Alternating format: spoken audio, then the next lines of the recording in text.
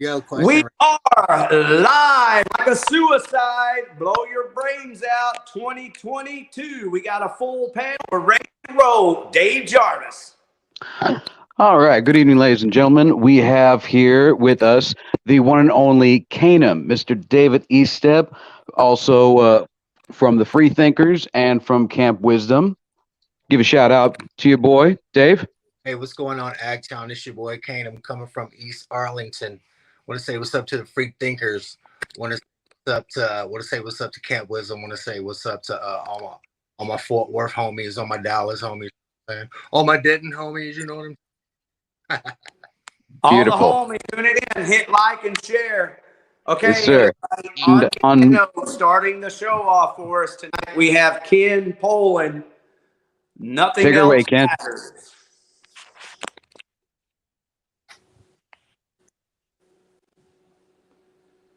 Dave Jarvis, you want to hear a song on piano?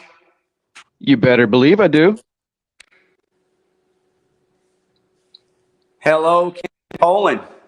Did he freeze on us? It looks like his screen is frozen, guys. It kind of does. Ain't that some shit? Hey, go ahead and shout out to your homies and tell them to get on the show and chat in the chat, and I'll play a song. There we go. Well, while Ken is fixing that, David Eastep and I, we go way back, probably like 10 years or so. Me and him, we worked together at a construction company called SMP. And it was through some coworkers that I found out that he was a musician and that he'd actually done some stuff in Dallas. But I never got to actually collaborate with him because he didn't stay at SMP for very long. And God bless you for that, by the way.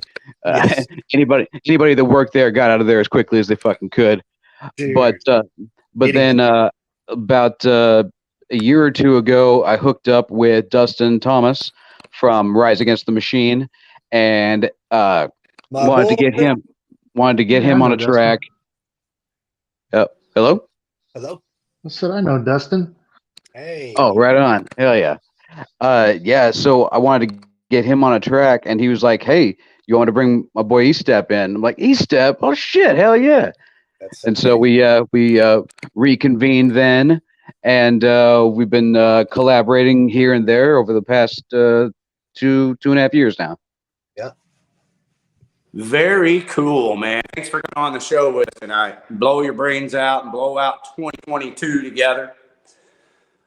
Ken is there. Hey, Ken, are you ready to play us a song? Can you hear us, Ken Poland? he's something. There we go. Oh, there we go. I hear piano. I thought I was off the air. It's all right, man. There's nothing better than an intro that, everything falls apart. You bring it back together. Nobody even knows. We're all human. They do. It's, the fun part. Right. Watching people fall apart. Hey, Ken Poland, can you play a song on the piano, bro? Wow. Did he freeze? Did we lose him again? That's crazy. Like, he has high power. Turn your gaming system out, bro. I think your gaming system is drawing all your internet power. Dang it. All right. So, okay, well, once again, waiting on Ken. So, David, man, what you been up to? Man, I've been doing a lot, bro. I'm making a lot of different types of music right now, and it's cool and it's different, man. I'm really digging it. Sweet. Yeah. You've got a single coming out in January, is that correct? Yes, I do. It's gonna be from my solo album. I was gonna release it at Christmas time, and everybody and their fucking dog is releasing shit at Christmas time. I mean, really, everybody is. So I was like, you know what? I don't want to fucking outshine, anybody. I want everybody to get their shit out because I had like 3 friends that put out like albums on December 25th, and I was like, I'll wait till next year. You know what I'm saying? But it's already done. I can't wait to drop it. I can't wait to share it. It's with one of my favorite producers right now. I don't know if you ever heard of this guy named Hype Keach. He's from I think he's from Pennsylvania. Motherfucker's Oh, nice. dope. I'll send you some shit, dude. His beats are bananas, bro. But yeah, Beautiful. lucky to hook up with that guy and do a song. I'm Awesome. also playing drums for this little side project. Well, I say side project. It's a front project. It's a dope project, man. It's fun. I'm just having a lot of fun with music right now, man. It's just everywhere, you know. You play drums? That's awesome. Dude, I play instruments, bro. I play guitar. I play keys. Dang. Wow. Multifaceted. I love that. So when is this track going to be released? January what? I'm going for like mid-January. I want to do a video for it. Cool. Yeah. And when's the album dropping? Shit, man. I don't know, bro. You know how it is. Right. Is it like a EP or a full length? I don't, you know what? Like, I'm so weird. Like, I'm not on some, like, I don't know. It's like a collage of just, just stuff from a long time ago, stuff that's going on now, and stuff that's going on in the future. Yeah. Ooh, a smorgasbord. I like that. Yeah, a cornucopia, if you will. And I mean, Beautiful.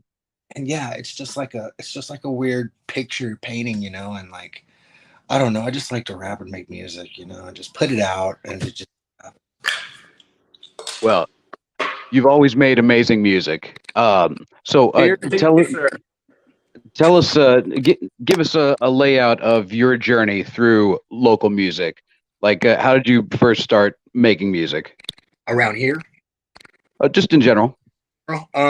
Man, I started as a little rapper in school. Battling people and getting like, fame and stuff in the little neighborhoods and stuff.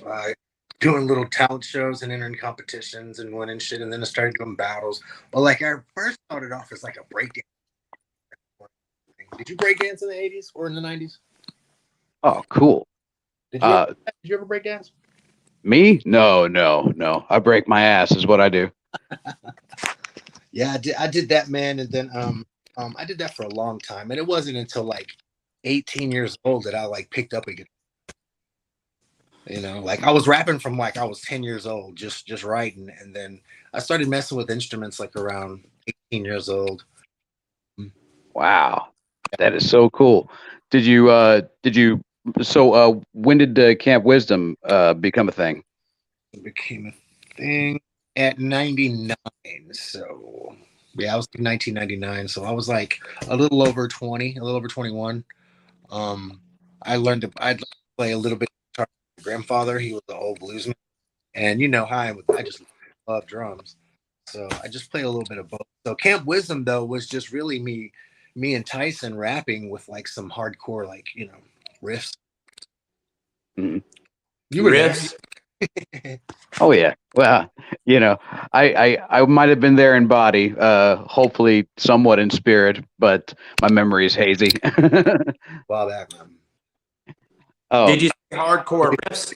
So y'all were rapping over like a guitar? Yeah. Exactly. Like we were doing like raps over like a hardcore guitar, and then every once in a while we do like a smooth, laid back like type flow. But we were doing like that rap heavy rock shit at that time, and a lot of people at the time were doing it. But that's just really how I met a lot of instrument players in this area, which all of those guys have, gone to do great things, and they're still doing great things to this day. We got a lot of good musicians in Arlington, I believe. Oh yeah, totally. Now I've seen some throwback pictures of you in other states. Did you go on tour? Oh yeah. I've been on tour a couple times. I toured. I don't know if you know who the Wu-Tang Clan is. Yeah. I toured. We opened up Izza. This is back when Scotty Sixo and DJ Dildo were alive. I was in a group called the Imaginary Friends, and we got to do a little West Coast tour. We opened up for Jizza for like 7 dates. And then me on the solo, I toured 2000 2009 and 2010 with Fake 4 Records with Soul, Mike and Nine, AWOL 1, Gregory Pepper, Bus Driver, Dark Time Sunshine, Lewis Logic. Man, I can name a lot of underground names. I got to tour with a lot of fucking badass artists, man, and learn a lot of cool shit. But the cool thing is I got to play in a lot of places in Canada and a lot of places in the United States that I would have never got to play before if I wasn't lucky enough, get on that tour with those guys.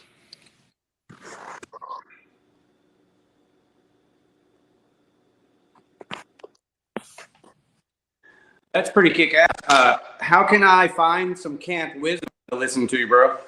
Camp Wisdom. Yeah. It's gonna be like that sounds like that was prior to the MP3 era. Man, it was. This was 99, 2000. Like we literally got CDs and VHS recordings. I got to get a VHS recording uploaded up to this one. I got to do that. Good. Yeah, thanks. I need to do that. Yeah, it's 2022. If I were you, I'd rather be making music than making older music available. But if you have time, sounds like a pretty cool deal you got with Camp Wisdom. Yeah, it was a fun time, man. We got to play with our brother Sweet Tooth all the fucking time. Like that was like our Camp Wisdom Sweet Tooth. We loved to play with those guys. Back when Zombies on Cooper Street in Arlington. It was an old cafe called Zombies. You remember that? Yeah. That was a cool spot. Yeah, I saw Slow Roosevelt there. That was fucking awesome. I was thinking of the Chris Clear sound. The dude from Wu-Tang Clan used to run, engineer, produce over at Crystal Clear. Oh, really? Mm-hmm. No shit. Over Crystal Clear Studio? I met him. No shit. Man, I haven't heard that name Crystal Clear Studios in a long time. Damn, yeah. Bro. Like literally, like when I first came up, like when I was a kid rapping, like when I was like 13, 14, like I went by that studio. Like for my I went there several times after that, but that place has been there. That's a fucking legendary studio, man. Crystal Clear. It is. I mean, it still sounds amazing in there. It's a great studio. I think it's just expensive. Yeah, no shit. Yeah. I couldn't afford to record there. That's all I know. Yeah, me neither. Luckily, I got good friends like David Jarvis. Yeah, tell me about it. How about that, Dave Jarvis? Good friends like David Jarvis. Hey, we may have lost Dave. Dave, are you even with us, bro? Hello, Dave Jarvis. Open your mouth, Dave. Yeah. Isn't that fun, bro? He may not even know. That's true. He might not even know. All right, well, hey, man, I only caught like a little bit of what y'all were talking about a minute ago, but I'm always excited about new music, And so I'll take a minute before I break this picture here of my friend. This is Joey Baker in this picture. He died when he was about 20 years old or something. So I brought him along with us tonight. Hey, man. What's up, man? Bro, I'm glad he came. Thanks for bringing. Hey, dude, my life would be completely different if he were here today, That's the crazy thing about, losing friends, especially at an early age. That's right, man. Man, you said that. But hey, man, really tell us about your new music, because now that I've met you, David, I'm definitely interested in listening to some of your bands. Oh, cool, man. I am a local artist on some. I'm a rapper. I rap, but I do more than that. I play instruments and other bands and stuff. As far as my lyrics are concerned, I'm on some really weird shit, and a lot of people don't support me too much because it's anti religious, anti-political, anti you know what I'm saying? It's on some fuck the man shit. And a lot of people. I'm down with fuck the man shit, but I know how hard it is. Not hard, but it's challenging for others. Yes.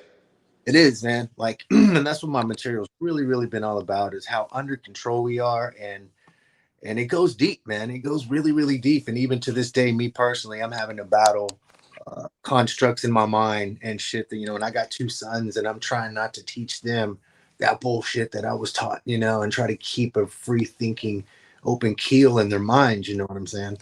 And that's always what, I think art should try to portray. Like, when I was younger, like, I was more interested in notoriety and money and shit. But like, at this age where I'm at right now, just like to make music. I mean, it's just like some people like to do whatever hobby it is that they do.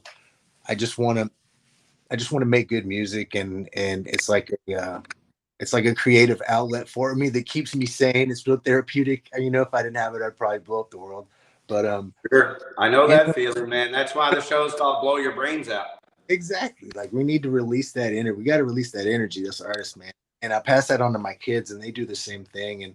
And I try not to build those constructs that I'm still battling to this day about, good and bad and evil and all this. It's just, live your life, and don't let these governments and these religions and these constructs rule your life, and rule the decisions that you make, the decisions that you make.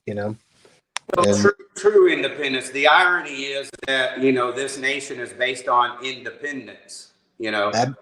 The truest independence is individual independence. And, that's almost unachievable. That's what that is. In a esoteric manner, but not in a physical manner. It's going to pay the man.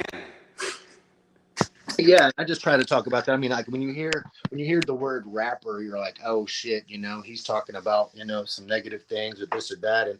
And sometimes I do talk about negative things.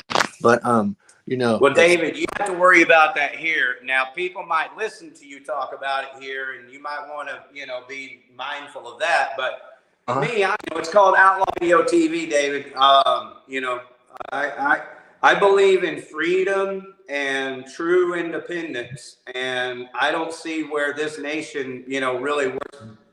It's politics or business. It's not a process of making the nation better for families or individual people. Absolutely. They just come up with bigger boogie monsters. Yep, bigger ways to separate us. I grew up and we all taught to fear Russia.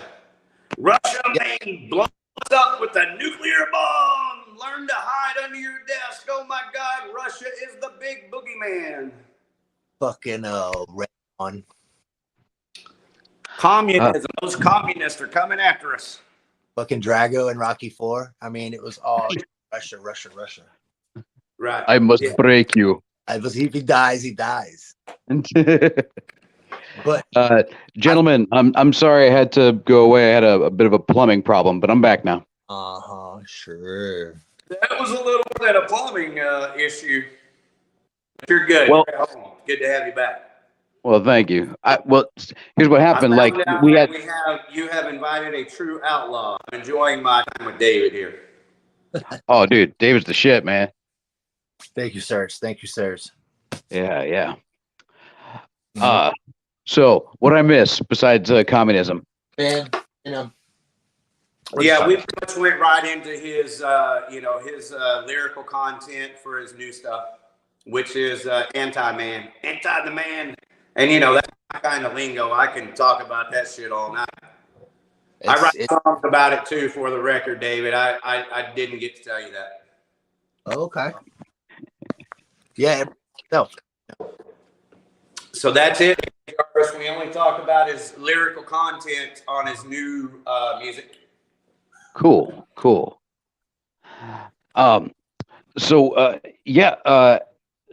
Are you and Dustin working on an album? Oh yeah. Awesome. So you've got 2 albums in the works. Bro, that's what I'm saying. I'm doing too much. Like, am I not doing enough? Am I not doing enough? I just fucking love making music, man. I'm just doing all kinds of shit. But yeah, we're doing the free thinker shit. I'm doing my shit. I'm doing this gray privilege thing. I'm just, like, we are music. It's like music is there without me or you. We just manipulate it. You know what I mean? Like it's there. It just uses us to come out and make a message or do something. I don't know, but I fucking love doing it. And like I was just telling, we were just talking about like back in the day, like it used to be about, like monetary gain, getting money, selling my art, getting notoriety and stuff like that. And, over time you get that, but like, at this point in our life, like, I've got a good, I've got a good career. I get paid good money. But I mean, even if I wasn't, like, I've never really been at like a thing into like selling my art. Like I always was like, here, take it, take the CD, here, have it. Like I always thought art should be free. And that's really how I am right now. I just want to just put shit out. I just want to put shit out. And like, I don't care, if I make a dime off of it, I just want to put it out. It's like everywhere. You know what I mean? Like with video, with like that's what David's doing. What's that? That's what Jarvis is dropping a new X610 song every week. That's exactly. I mean, fuck why do we gotta put a who says we have to put a 16 song album or what, like the record labels, like they got us like thinking like we gotta do it this way and that way. I'm like, fuck it, we're just gonna do singles. You know what I'm saying? Like every month. And like that's just how they like audio clippings. I don't know. Yeah, exactly. Unless there's a lot of songs, maybe they'll just compile. I don't know. Like, you're a different person with each song, or I feel like I am, so I would assume everybody else is. So it's like to take all of these songs and be like, this is where you were at this time. And it's like, no, this song is where I was at this time. And then this other song is where I was at a different time. So it just makes more sense to release as singles right now. Yeah. And nobody really buys full albums anymore, It's like so hard to keep a theme to something. It's like, really, you wrote 10 songs about one subject? You're a fucking asshole. Like, damn, man. Like that's just broad strokes, man. Broad strokes. Well, man. if you're selling music, then you're probably selling merchandise like T-shirts and maybe a couple other things. And so CDs are more like, merchandise anymore. The only real reason to package a CD and print it and make it available is, if you're touring, sell those CDs, things like that. And that's the only time that I've ever made money from CDs is when those 3 times that I went on tour, man, those things, pow, pow. But like whenever I'm home or doing like a local show, couldn't sell one of them. But on tour, man, I sold a ton of those things. Really helped. Well, yeah, the thing about DFW is you have to become big outside of it. And then when you return, then people are like, oh, the people in Louisiana like this guy. Now I'm going to start liking him, even though he's from my backyard. Yeah, everyone was like, man, that's my homie, man. That's been my homie the whole time. That's been my best friend. I knew he was going to blow up. I knew it.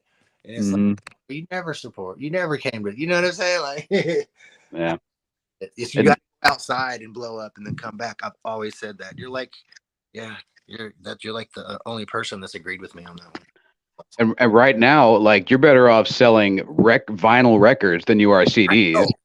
Yeah, or or just like handing out like what are they like little, I don't know, what are they called? The little the flash drives. Yeah, like flash drives or free downloads, off a website or something. Because like I told this cat that I told this he was probably in his 20s. I was like, yeah, I got a CD in the car. He was like, you got a CD, fool? I was like, yeah. Yeah, dude, I got a 2016 car with a CD player, and I told one of my friends about it. They were like, they make CD players for 2016 cars? I'm like, I know, right? I know that. 2018 Road. Man, I've got CDs and I have nowhere to play them in my house except for my PlayStation. And that's challenging.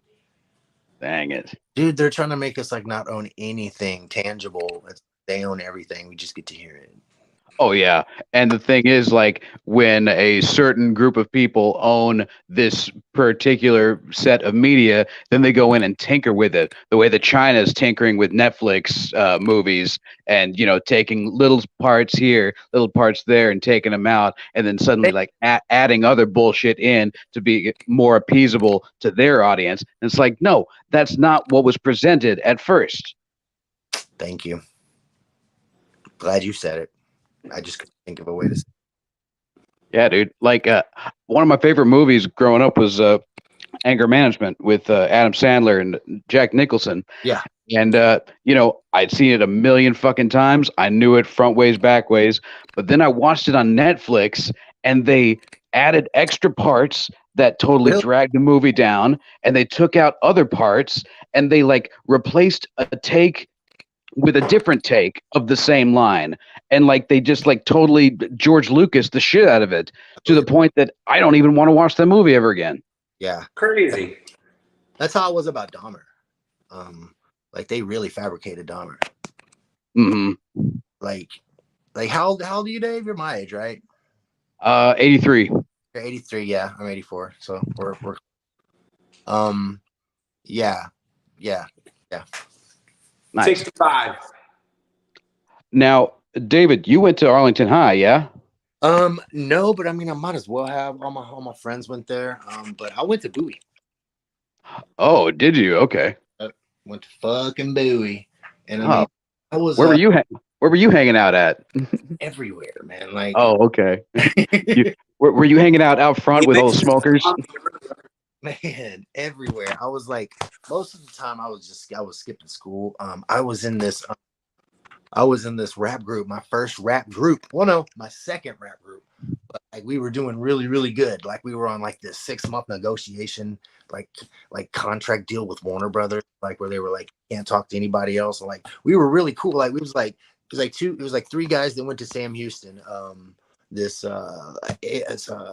Korean cat, Asian homie mine named Christopher Cho, 2 other guys, Andre and Dion and me. So like I didn't give a fuck about school, man. I just skipped school and fucking just rapped, and kind of like what I do right now, just like smoke weed and rap. But now I like kids and like have like responsibilities and bills and shit at the same time. But I still do the same thing. Nice, man. And you have a very beautiful family, by the way. Thank you very much, sir. Appreciate it. Congratulations. Hey, thank you. Hey, it's a job, man, but I love it. I'm so blessed. Congratulations again. Yeah. How was Christmas at the Eastep house? Well, honestly, I was at work. Man, we really don't do it, man. We really don't do. We get together for the New Year's, and they do. My wife's family is from Guatemala, and yeah, they do this different thing, and we just and I mean, I grew up never like really celebrating Christmas, but the way I was raised and shit, and so yeah. But we always get together. You know what I'm saying? We don't do the tree thing, but yeah, man, the family's fucking tight, bro. We're gonna do. I can't wait for this weekend. My wife's sister makes a deep fried turkey wrapped in bacon, son. Now we're talking. Yes, sir. It's finna be on, bro. That kind of celebration. Man, Yeah, a deep fried turkey leg wrapped in bacon, son. Ooh-wee. Yeah. Doing it big. I love that. So, Ricky, what do you got on the concert calendar for us this week? Well, I got a question about the Guatemalan feast there. What is the name of that holiday? Is that like they have a name for that or anything? Dude, and it has something to do with the 3 wise men. Mm-hmm. I can't remember what. That's my wife. So it's kind of like their own Guatemalan version of Christmas, if you will. Yeah, absolutely. Yeah. And I respect that. I dig that. It's not as monetized and commercialized as our version. So I'm like, okay. But yeah, I'm just, I'm saying, it's just, of course, it's all about the family and stuff. But I was out getting the bag, man. Literally on Christmas Eve and Christmas Day, I was getting the bag, bro. You got to do what you got to do, right? Man, yeah, I'm here, bro. Yeah, like not and always been in this situation to do that, had a different past. So I'm just glad. I'm just glad. Well, Well, you let David, I would say it's kick ass that you're in Arlington, Texas. Hey man, this is home, man. Like I went to other places and it's like fuck that. Like I'm always coming back to Arlington. Getting it done, man. Another Arlington, bro. Yeah. I went to Arlington High, was born in Arlington Memorial, so Oh, you did? I'm Arlington through and through. Oh hell yeah. Woo. I got a picture for you guys, a little trivia. You know who that is? That's a Cypress Hill video for this song right here. I got to wait for it to come up on my monitor so I can read it. Dizzy Wright and DJ Hoppa promoter featured Man Like Devin and Be Real official music video presented by Jarden Premium Cannabis Dispensary. So that's a Cypress Hill deal is what that is. And it's a song by Cypress Hill and all these guys. Y'all know who any of those rappers are? No, I know who DJ Hoppa is. There you go. Boom. Is that him there in the picture? No. You know who that is? That looks like, bro. That looks like. Yeah. Well, I'm going to tell you, he's one of these guys here, but I don't know who he is. The story behind this picture is that I just found out tonight, earlier today, that I know the fool who owned this van. They're inside a van. It's like a prepper van. It's completely prepped out for self-sufficient living. And they're inside his van making this video about legalizing and smoking weed. Word. Fuck yeah. got to take it to the streets sometimes. Man, you got to take it to these streets and let them know. Yeah. What I'm talking about. So if anybody, I don't know, I kind of was wanting to encourage people to go watch that video, but I don't know what to tell you to go watch. It's, I thought that this gave the name of the song right here, but I don't see it there. Waiting for I think Promoter is the name of the song. You see the name of the song there, Dave Jarvis? I think it's Promoter, I think. Is that Devin the dude? Did he change his name? Man Like Devin? No. That would be Devin from, that's Cypress Hill. Yeah, but I don't see Be Real or Sin Dog. Insane in the membrane, says Devin and Be Real. Insane. So that means it's rapping. I'm definitely gonna have to watch that. I'm pretty sure it's. Here's what happened: was I was on their YouTube channel tonight and I saw the video there, but then my friend sent the link to me, and I really didn't check the channel to confirm it was the Cypress Hill YouTube channel. And the only reason I'm saying that is because I'd like to encourage people to go over and watch the video. It's a badass video. It's a kick-ass song about smoking weed. Fuck yeah. Nice. And while you're off looking for that, you should also look up Just Another Day featuring Kanum and Chip Tooth and our boy Dustin Thomas, and shot by Tony from We Are Band Nerds. We Are Band Thank Nerds. you, bro. Thank you, bro. Mm-hmm. What up, Yeah. We shot that out in the woods. Where was it? It was River Legacy. River Legacy. That's right. Yeah. Yeah. I always end up like shooting like in the forest or outside of someone's house because otherwise I got to pay money. Right. On some Jason Voorhees shit, on some Crystal. Right. Exactly. I'm talking about shit that's happening in the neighborhood and we're like out in the fucking sticks and shit. That's funny. Like a bunch of loud ass crackers. Like, damn, them fools live in like a completely huge forest, and they're talking about the streets. Mm-hmm. That shit is fucking funny, bro. What there your mother is. Mud is. Mud is. Yeah. Yeah. I know how to tell everybody how to get that. Just go to X610 Chill on YouTube or all your MP3 platforms to purchase Mudda Is. Yes, sir. Featuring Chip Tooth, otherwise known as Hank Jarvis. What up, Hank? Do we even bother trying to explain to anyone what Mudda is, or just make them listen to it? Just listen to it. It's basically it's all about customers that don't know what they want. Yeah, like so that phrase, it took me a minute to realize what it was saying. Mudda is. He's saying, where is that shit? What? Yeah. Where is whatever I'm asking for? Yeah, he's saying how much is that? That's basically what they're saying. What's that is? But see, he gets a lot of customers from New Orleans, so they all make 4 or 5 words into one word. Yeah, Mudda is. Hey, is he still over at camp with him? Is Hank over there in Camp Wisdom still? Nah, he's in Lancaster. All right, niggas, he's in Lancaster. Y'all hit him up. I didn't even know that. I thought he lived in Arlington.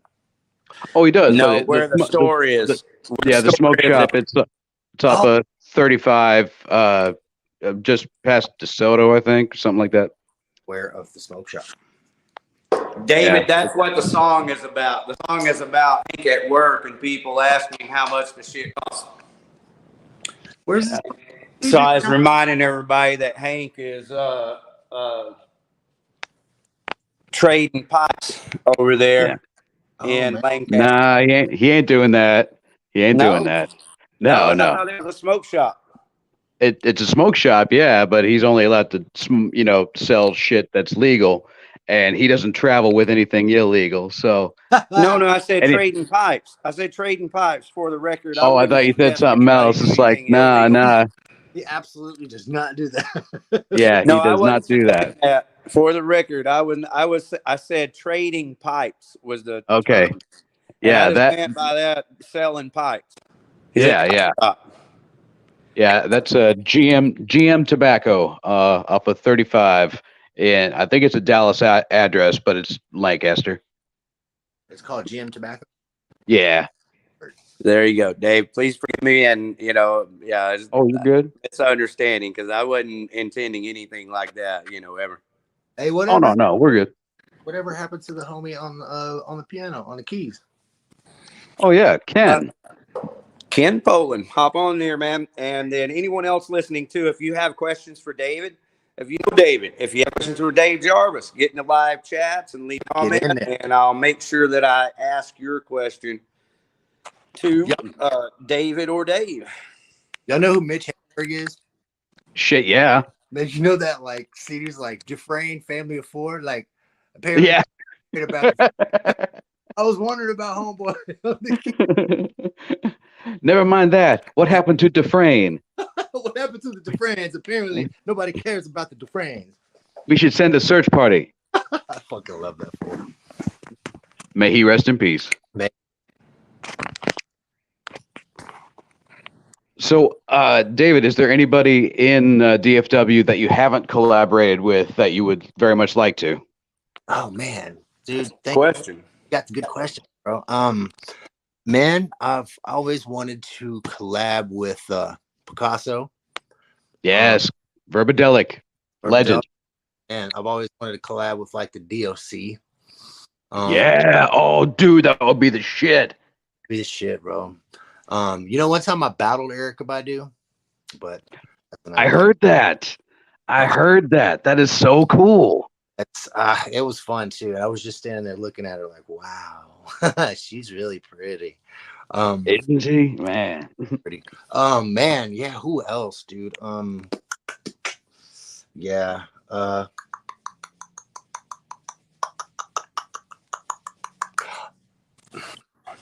From around here or in Texas, I've always wanted to do a song with fucking Eugene.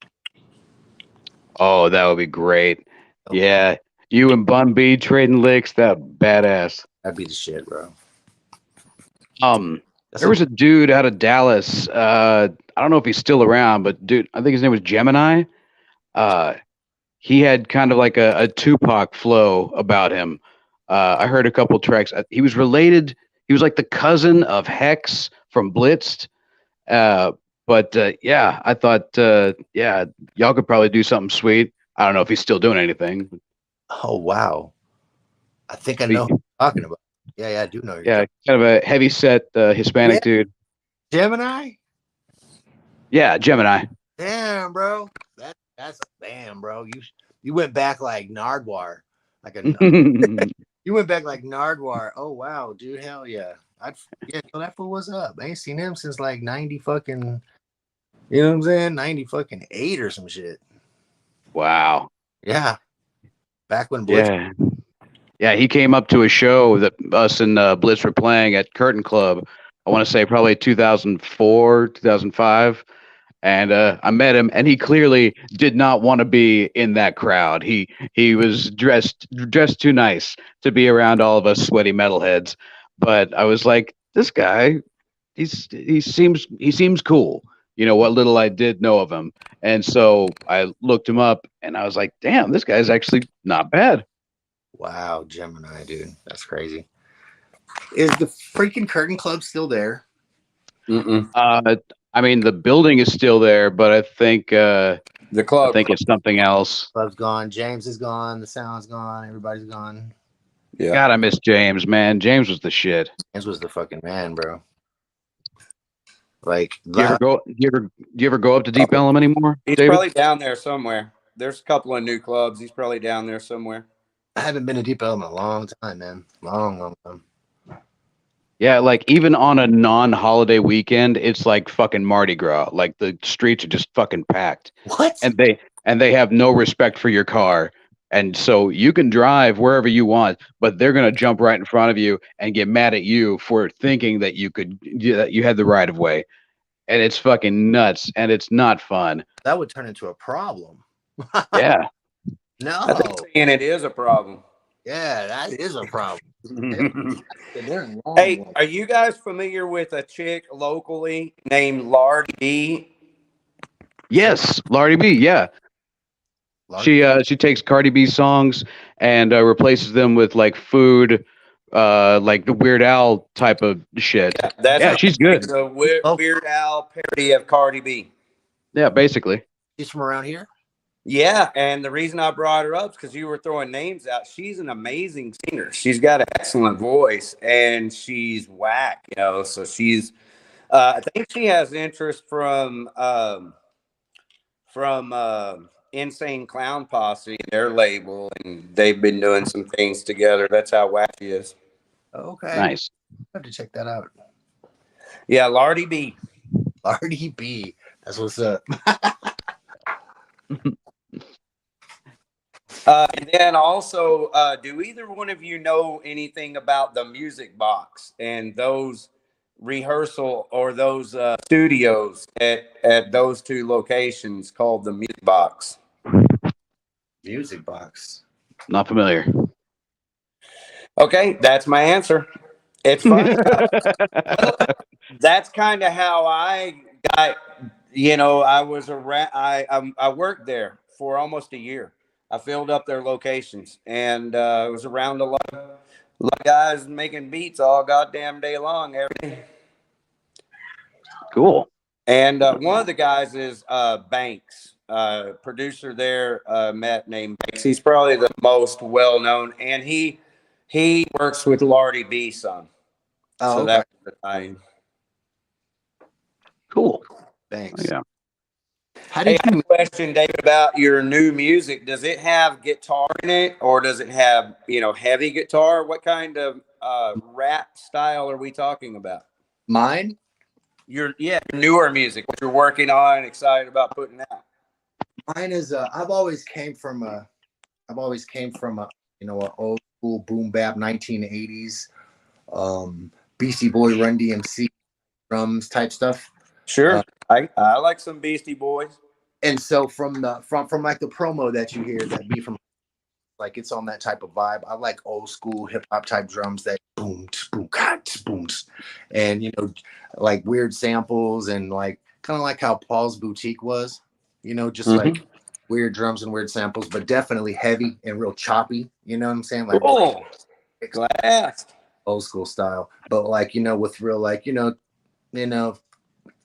your face. I mean, I don't want to say in your face. That's so fucking cliche. It's just shit that people don't talk about, man. That people just. Well, I happen to appreciate obnoxiousness, so it's okay. There we go. Like we got to sometimes we just gotta take our shirts off, man, and just paint like bears and tigers and shit on them, and just run around. No. Well, just play your heart out, man. That's what I've always told people, even before I thought I could make a song. But that's play your heart out, man. That's what it's all about. Play your fucking heart out. Yeah, with no inhibition, with not letting anybody tell you what it's, what your art is supposed to be about or any of that. Now, are you screaming on this new In Your Face stuff? Not on this next song. Not okay. Do you scream at all? Sometimes. Okay. Sometimes you need to. But, okay. But not on this next song, no. Okay. Just curious.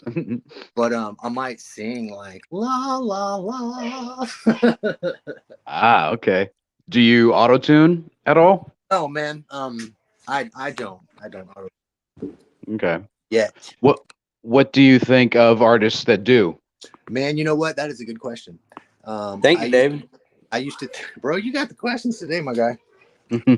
That was some fucking bullshit. When that shit first came out, I hated on it heavily. Heavily hated on it. I was like, man, out there that can really sing or whatever. But I have a friend of mine who fucking like masters that shit. Like he matches. I mean, he can really, really sing, but he can match things and make his voice sound like Nina Simone. He can make him sound like it's crazy, bro. Like you can make an instrument out of it. Yes, it's crazy, and it sounds just like a person. And I'm like going, bro, I know you sampled that off of a record. He really sang that, and he had the program like tune it, and it sounds so real. I kind of like it now. I'm thinking it's pretty fucking cool, and I'm kind of want to do some weird like robotic shit with my voice. Like do That's some, like, cool. Yeah, man. I love Nina Simone, man. I just got one of my friends hooked on her. Yeah. So when it first came out, you hated on it. So Hated it. What was your reaction when you heard people like T-Pain, who actually can sing, putting that bullshit on their voice, and then being like, wait, why are you doing that? You actually can sing. I know, because there's like this like subgenre of like people that want it, and I don't understand that part of it. But like how you would like want all of your songs to have it, But yeah. Like I love it when they take something like that and do something weird with it. The way that like Kanye, when he took the auto tune and did 808s and heartaches and just did like this stripped down minimalist, production, and like just like sang from his soul.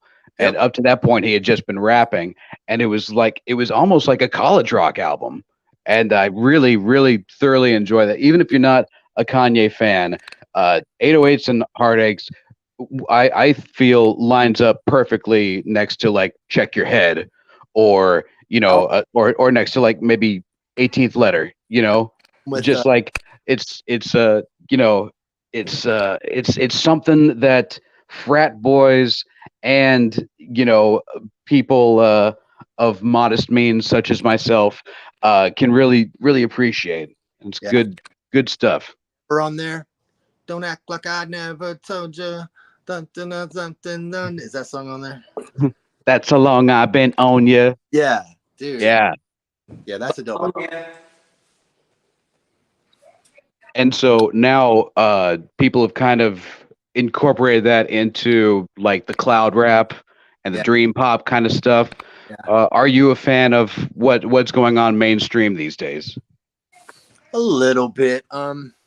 I mean, I'm starting to like a little bit of it. I have like, I mean, it just depends on who you're talking about, though.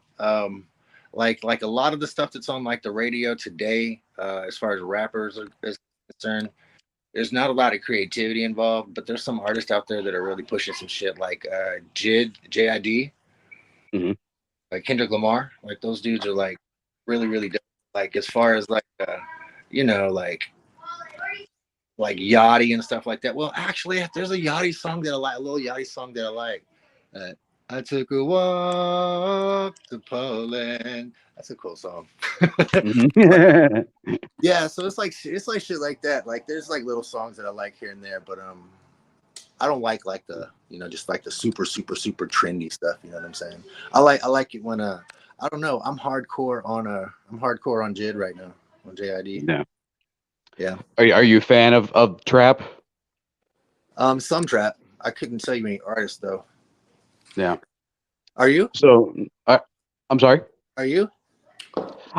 If it's done right, absolutely. Like I feel like DaBaby does some pretty good shit. Megan Thee Stallion is fucking amazing. Okay. One for But you. I like it better when they will take it and turn it on its head, the way that like Kid Cudi will, or the way that Nas, has done like 3 albums of trap beats, but he's still doing the New York flow. Yeah. So it's like it's creating this new thing, and I've always appreciated that. And that's why I love Kendrick. Like Kendrick is West Coast, but his beats are very neo soul from like Atlanta. Yeah, very southern. Yeah. Hey, have you heard of Shakewell? He's my favorite trap rapper. Have you ever heard of Shakewell? I've heard the name. Heard the name? I'll send you. Man, he's from he's a Hispanic kid from New Mexico. Man, he's blown up. Man. He's dope. And you never heard of Fat Nick and Booyah? I have not. Okay, I'll send you some of their stuff. They're trapping. They're pretty dope. Cool. Yes. School me. Yeah. All right. Now the flip of that, in keeping in the theme of this show, have you heard trap metal? Yes, like Ghostman? No. Ghostman, yeah, he's cool, but like the bands that actually incorporate trap beats into their metal. Yeah, band nerds. Yeah. Yes. Yes. Yeah. What do you think of that? We need more of that, man. Like, I don't know what the deal is. Like, I thought that like I thought people were gonna start copying them and biting them like everywhere. We need more of that. We need more band nerds type shit. Mm-hmm. All right. Well, on that, Dave, would it be totally inappropriate? Play that. Oh, baby, you already know.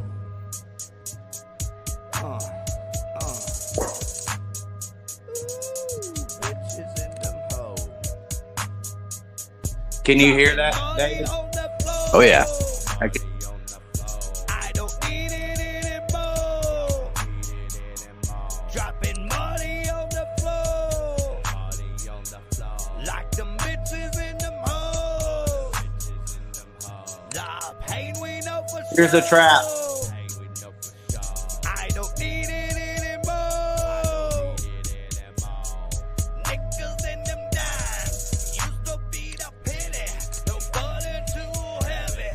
Put your heart into it. Nickels in them dimes. They used to be the penny. No butter too heavy for both of us to carry. Dropping money on the floor. Is that shit? Is that shit too? What's that? Who is that? Who is that? That's some shit I recorded one night and I was having a good time. Nice. Okay, I like It's that. called Dropping Money on the Flow. Y'all were talking trap, and I'm like, I think that's trap. Bro, I thought, Yeah. That's definitely like the old school, like early 2000s trap, like the TI kind of stuff. But yeah, that's definitely trap. man, dude, that was phenomenal. Thanks for your time and your ear. I appreciate it. I was about to So for real. wait, that was real drums, wasn't it? Yeah. Beautiful. Hell yeah. Yeah, for a second there, I thought that was my boy RCX, but no, that's you, Ricky. That's so cool. Yeah. It's actually a kid named Jeremy. I just came up with the vocal melody and all the vocals. I listened to him put together that whole beat and that Egyptian sounding slow melody that he had. I went to sleep I woke up with all the words, not completely, but because I'd been thinking about them the night before. You know what I'm saying? But I woke up the next day like, God damn, I have that song. Like I'm ready to go. So I went over there and said, hey, make that mic hot and hit play. And I sang some of it for him, and he was like cool with it. And so I said, okay, hit record, let's go. So he already had all of that recorded. It was just stuck in my head overnight. And so that's how it came out. I had been listening to a lot of Post Malone. Okay. Yeah, you play that to the right audience, and panties will be dropping. Facts. That's the plan, but you do what you got to do. Mhm. So thank you, man. Thanks, guys. Thank you. That's awesome. Oh, dude, I think it's really cool. Like I'm listening to you guys talk about trap and all these different artists. I don't know who they are, and I'm like, okay, I have to play this real quick. So thanks again for listening, man. Carry on, folks. Oh yeah. Oh no, you're good. Yeah, at about like 2009, when like Lil Wayne became popular, I just tuned out of all modern music, and I only got back into it about 2 or 3 years ago. So I've been spending the last 2 or 3 years finding out what I missed over the previous 10, and I realized I missed out on a lot of good shit that I just dismissed as some bullshit, like Drake. Yeah. All I heard from Drake was the radio song, so I was like, "Fuck this guy." But then I actually heard an album, and I'm like, "Actually, this guy's pretty good." Yeah. It Yeah. happens, man. And I had to do the same thing with 21 Savage and fucking Pusha T and shit. And it's been a nice re-education. Yep. It's like you see them at first and you're like, but I mean, they're artists too, and they're growing too. So the first shit that they come out with might not be dope, but then 3 years later they've matured into a better artist and they're better to listen to. I think. Yeah, and I mean, honestly, that rap is the only style of music that is mainstream, but also changing constantly. Whereas, metal and country and, even pop have either gravitated towards that, or they're still stuck in their ways that they haven't been able to get out of, That's right. for like 15, 16 years. That's right. And, that's, I think a lot of music suffers when everybody just copies each other. Yep. Rather than looking outside of their musical bounds. If you're a metal band, you should not be listening to metal music. If you're a country band, same thing. You should not be listening to the music that you're making, because you're just going to be repeating the same shit they did. That exactly what you said. I'm a big thing there is some of it's unavoidable because you're at nightclubs and shit and you hear music. But the other is if you're making music full time, like when I've made music, I didn't have time to listen to other music. That's good. Right? I mean, you don't have time when you're playing music 8 hours a day and then like talking to people about your music a couple of hours a day. That's a full fucking day. Oh yeah. Yeah. Awesome. You don't even get a chance to hear no bad shit. That's awesome. Right. But that's why you need friends to be like, dude, have you heard this album? And you're like, no, I haven't. All right, I'll check it out. Exactly. And that's the cool part, man. It's like people sharing, information. There's music out there. There was a time where I was like, man, music is like everything has been done, blah, blah, blah, blah. And a friend of mine was like, no, man, there's a new type of shit coming out every day. You just haven't heard it yet. And he was right. Like there's all type of cool shit coming out all the time. Yes. Oh yeah, it's a new world. It is a new world, and there's always going to be a bunch of bullshit. People just using auto-tune because you're supposed to use it, type shit. Right? But you're always going to have true artists that find a way and squeeze real fucking music through there that tickles our heartstrings the way it's supposed to. Yep. Without any forethought, inhibition, or agenda. And it's like, and that's what music is like. We create this moment, and this beautiful moment happens and the song is made, and we try to go to the studio and recreate that moment, and that shit is hard sometimes. But when you can do that, when you can make those happen, that's money. That's what's up. Do you have an agenda, David? My agenda is really to just get people to just like pan out, like and just take a bigger look at just pan out. That's my agenda. Very good. Very good. Now, what by what means do you feel like you are spreading the word? Well, I mean, it's on an underground railroad spectrum, you know. But it's just like it's just like art in itself. I mean, whether you're dealing with sculptures or paintings or monologues or drama or theater or street art or whatever it is that the artist is trying to interpret, the crowd is like the audience is like it's The hard. test. Yeah, and it's hard to even think about, like for me as a person, to even think about the artist. And like, have you ever had it to where like you make this song, right? And you fucking hate it, right? But everybody fucking else loves it. Has that ever happened to you? A lot. Exactly, right? So then you ever had this song that you fucking love and you put your fucking heart into, and everyone's like, More than you could imagine. fucking hate that shit. So like, yeah, I don't know, just make and put it out and hopes that there's someone else and there's people out there that feel and think the same way. And I think that there really is. I think that everybody pans out, and stops focusing on the small bullshit and kind of pan out and look at the bigger picture, man. You see how we're all getting played and how we all just unite, man. We can run this bitch, man. This is our shit. Oh yeah. Like Come on. I think only 200,000 people bought was it The Shape of Punk to Come, but everybody that bought it formed a punk band. And that's what we've been listening to, different slithers of that ever since then. Nina Simone, you go on YouTube, her albums get maybe 3,000 views, but I guarantee you that meant something. That every single view meant something deep down to somebody.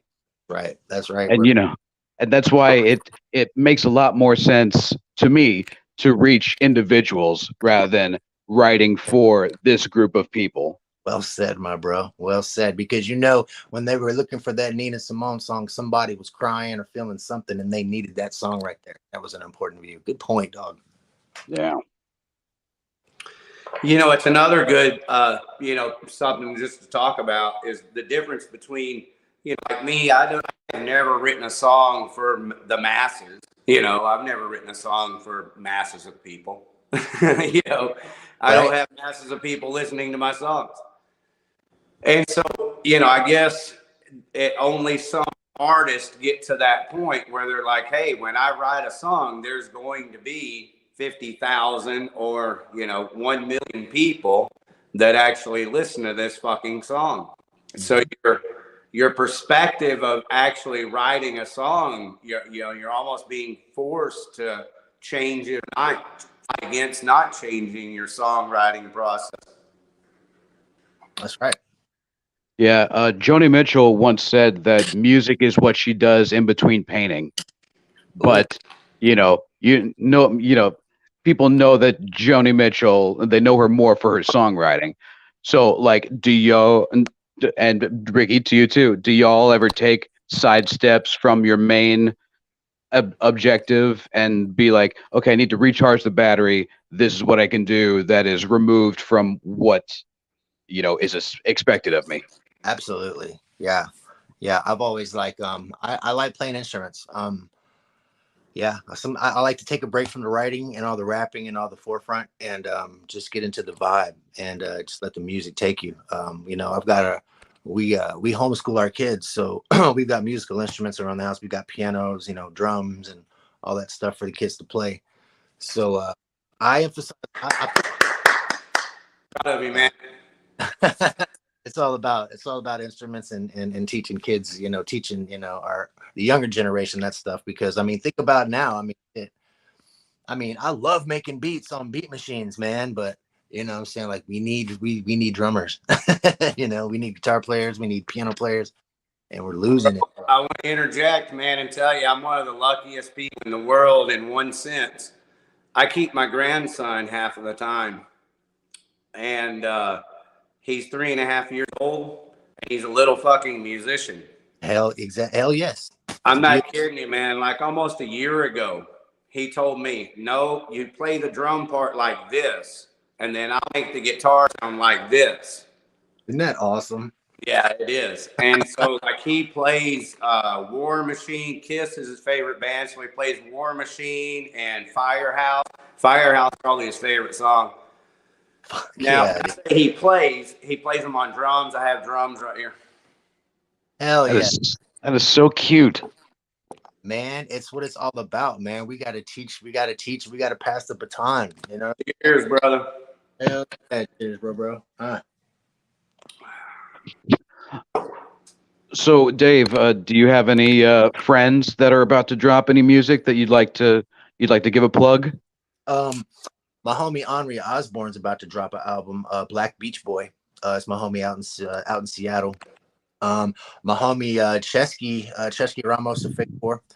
He's always doing shit. He's doing some shit. He did a song. You know, we were talking about the DOC earlier. He did a song with the DOC here recently, like a month ago. Oh wow, cool. I'll have to send you. It's a trip. I got a copy. I'll mail you that shit. Say what's up to the free thinkers. We got some free thinker shit coming out. Got the Kingdom shit coming out. I want to say what's up to my main man, Jeremy Fontaine, Gnarly Fontaine, the other half of Great Privilege. Man, this guy is fucking. It's like knowing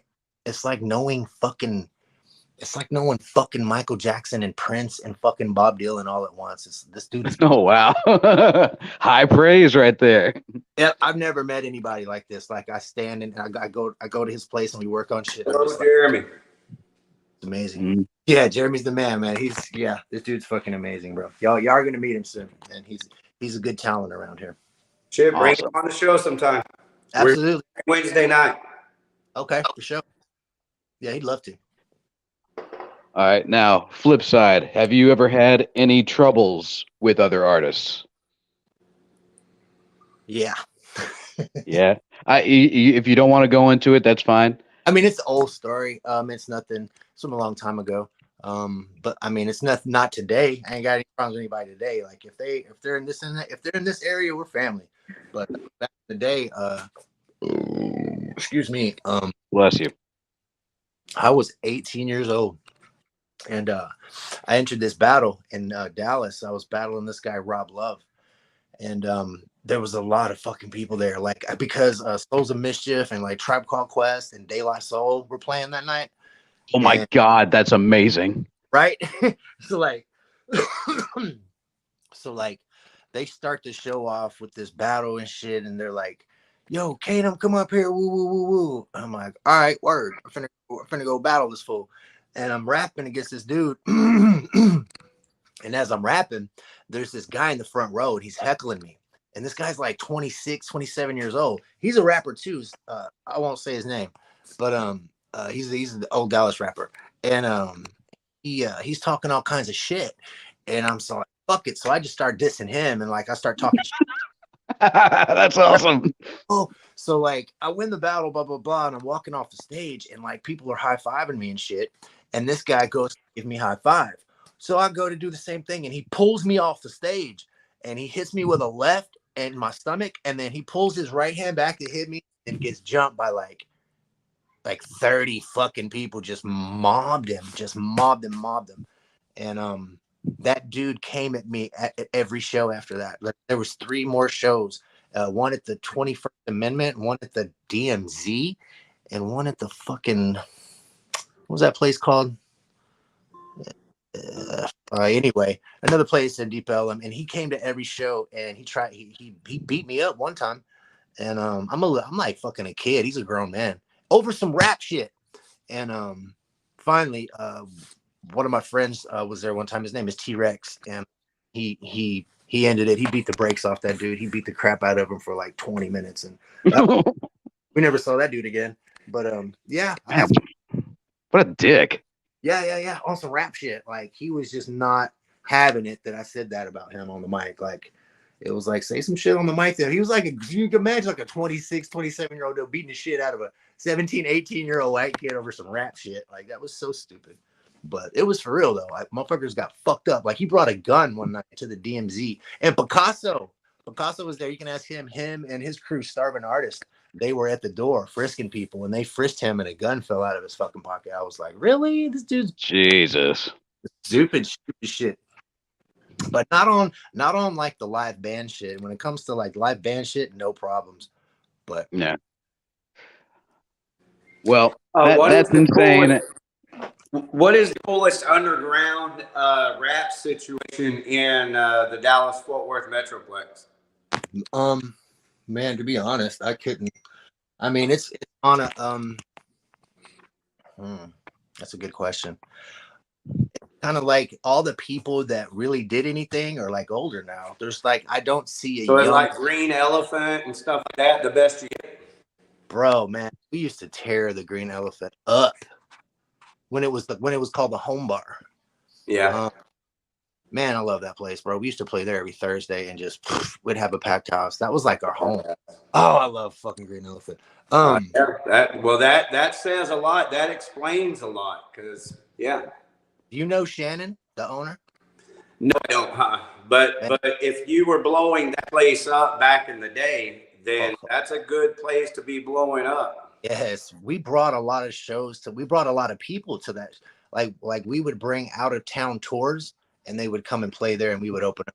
We did a lot of there. Oh man, I love that place. Well, and you know, you have the SMU, you have the crowd, just a different crowd over there. Have you ever heard of Astronautilus? Probably, but what about him? Well, he actually went to SMU. He's a white rapper. He ended up moving. He's from Denton originally, and then he moved down to like that Mockingbird area. He went to SMU. He's a white rapper. He was somewhat successful. He did some shit. He toured with Rancid, but I was just wondering, if there was an actual underground rap situation anywhere. I've been wondering that for a couple of years, actually. There is, like, for instance, like last, I think it was last month in Deep Ellum. Can't remember the name of it might have been Trees. They had, it might start being a monthly, and it was like Air Max, Pudge, some local artists, but these are guys that have been in the scene for years and years and years. I think they're trying to do a monthly in Deep Element Trees. That's the last I've heard. But as far as fresh new rappers, fresh new faces, I haven't seen them. It's just like mainly older guys that have been doing it forever in the scene, Do you feel like the rap scene is different in Dallas than in Fort Worth than in Arlington? No, it's pretty much the same as far as DFW, but as compare DFW to any other place, it's way different. Like, oh well, yeah, definitely. But yeah, like Fort Worth, Arlington, and Dallas, I think we all on our South shit. We're on our South shit. But yeah, and I mean Dallas and Fort Worth is going to be a little bit more hood than Arlington. But yeah, we're all South. We all about it. But shit, go to another city and it's completely fucking different. Now, what's that mean? Like, say Atlanta or something? More support. Like Dave just said, you got to go outside of town and blow up and come back. These other places, man, their people fucking support the shit out of them. I mean, they support them, and it's crazy. Like, you don't see support like that down here. And maybe it's because there's just so many artists, there's so many bands. I don't know, but you go to Santa Fe, you go to Vegas, you go to Minneapolis, and these people support their guy. All of their guys, they're there every night. Packed house. It's like you can't get your fucking mom to come to your show out here. I think the problem that DFW has is that stylistically, like they don't have, like you got Trill down in Houston, you got that swing in Casey Mo. You've got the trap in Atlanta. DFW doesn't really have like a sound that it calls its own. Everybody else just kind of takes from other locations into their own personal style, which is great. Absolutely. That's what every artist should do. But I think that the reason that there hasn't been a bigger scene in DFW is because there's no real identity. Right. It's just a bunch of loose loose affiliations. Yeah, it's like, like free agents and just people that are from other places doing other shit. Like Houston, that Swisher House or that DJ Screw, they got that sound, like Dallas got what? Like Vanilla Ice, DOC, Erica Badu. Like it's just people from everywhere. It's that we don't Yeah. right, And then, of course, Mo3, rest in peace. Mo3, rest in peace. Yeah. Well, bro, I think you need to figure out a way to make that happen, especially since you have new music coming out.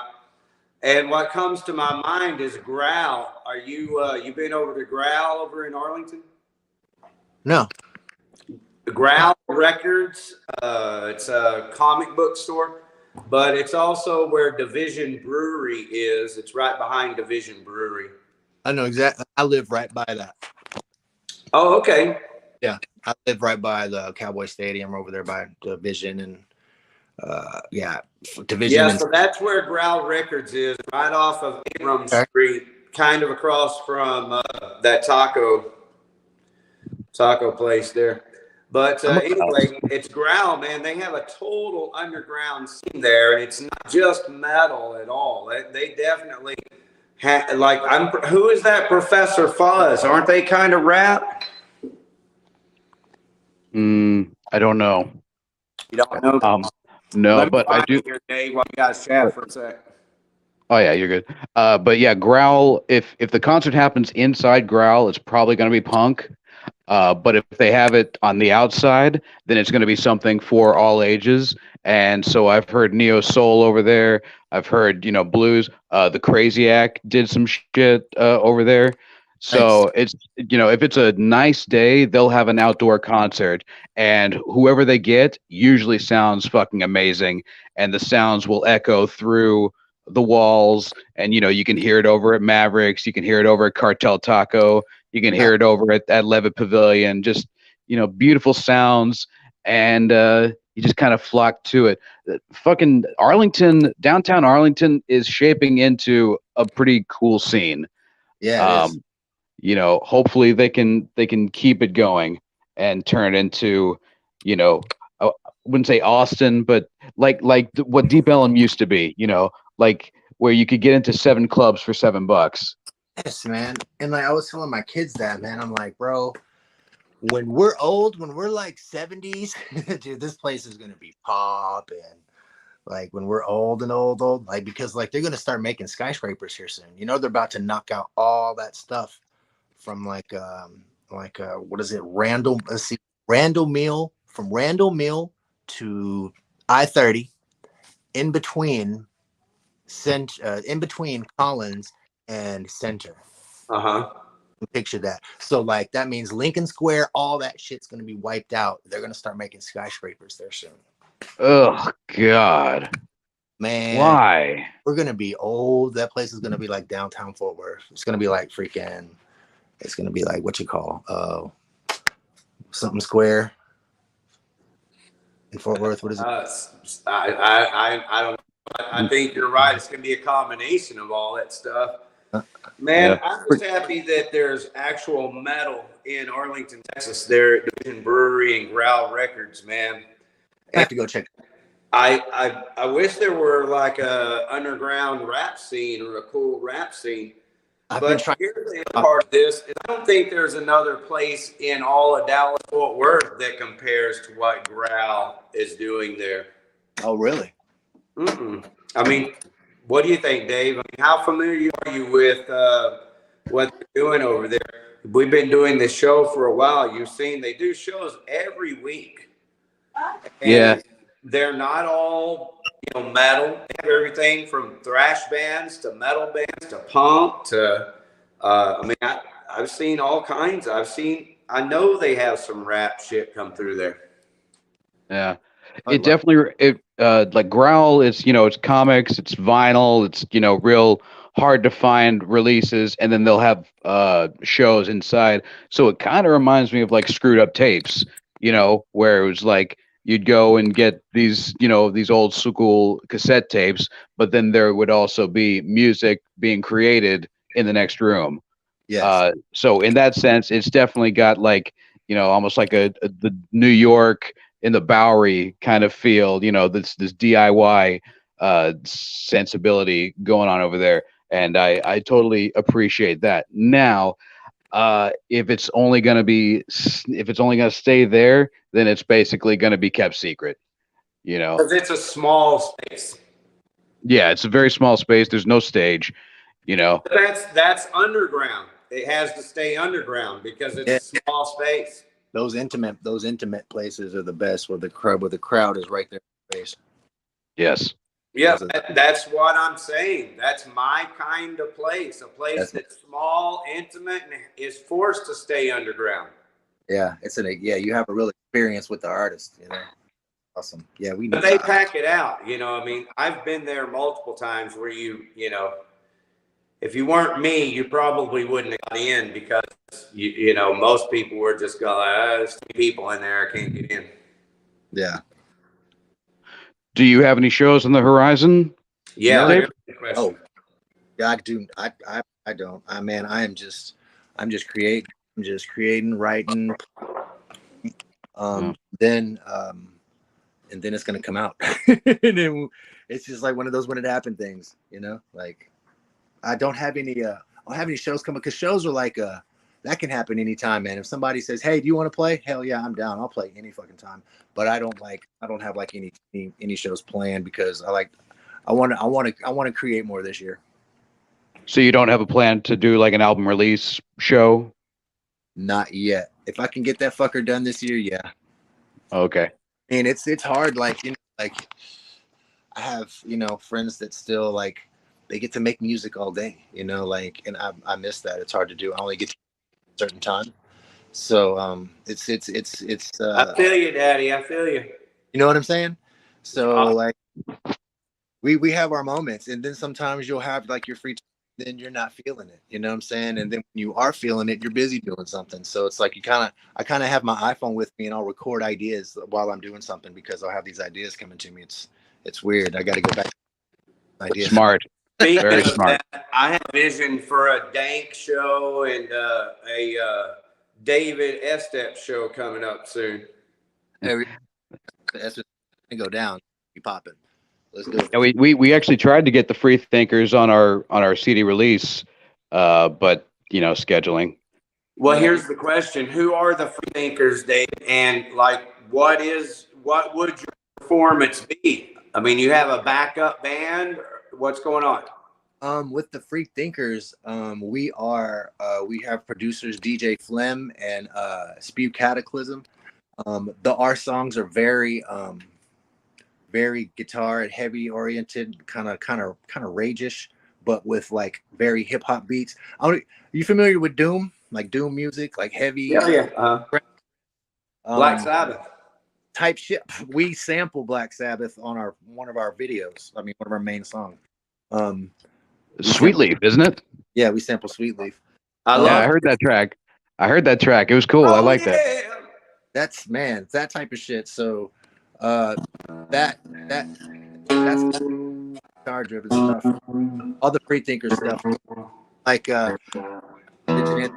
pretty much the same thing, but it's with Dustin Thomas. He's the front man of Rise Against the Machine, the cover band, tribute band. Oh yeah. Shout out to Dustin. So if the Free Thinkers were to do live stuff, would it be like to backing tracks, or would you have like an actual band? A little bit of both. We probably have a band for one song. Oh, so it would be like Jay-Z at Madison Square Garden with the Questlove and shit. Yeah, like Beastie Boys, like rock the mic for a second and then go play instruments. You know? Yeah. Oh, that'd be so cool. Yeah, man. Like how we were talking about how like I've got to see the rap game change. Like when I first started rapping, the Beastie Boys just came out with License to Ill. So white rappers weren't a thing, you know? So it was like I've got to see this whole thing change, and like the whole thing with white rappers, and it's crazy. Like I've watched this whole thing change, and it's good to watch it. I watch it come from a lot of stuff, because people used to make fun of me. People used to call me wigger. People used to call me wannabe. People used to say, "You're never going to be a white rapper. That's stupid. Only rappers are black." This was like 1985, 1986. And who's laughing now? Okay, another left field question, but might fit. What about Mouth Kings? I fucks with Cottonmouth. Mm. I haven't heard them since. I probably haven't heard a Cottonmouth song in 20 years. But I fucked with them back in the day. Yeah. So Yeah. there you go. I don't know, but I agree. Yeah. I like White boy rapping would have been seen as something really funny a long time ago. You remember Hellified Funk Crew? Yeah. Fuck yeah. Yeah, that's the type of shit that we was doing with Boot Camp Wisdom. You remember that, Dave? Oh yeah, dude. Dude, Charles is still amazing. Oh yeah? Oh yeah, yeah, man. He did a dank CD release like back in 2016, just by himself with backing tracks, and he was like a rapping minister, and it was absolutely incredible. It was life affirming. I want to hear this shit. Wow, that's great. Oh yeah. Telling me that. I didn't like Pimpedelic so much though. That's just personal. Nobody did. Nobody. I fucking couldn't stand them. Hey, Yeah. I like hearing good about people always, and I've known the guy, as a friend, but more of an associate for a while, and I like hearing some stuff about him. That's a big ass. Hell yeah. Y'all like Slow Roosevelt? Yeah, totally. Man, I'm a serious Slow Ro fan. I liked did anybody know about let's see, 1 Ton Records? Like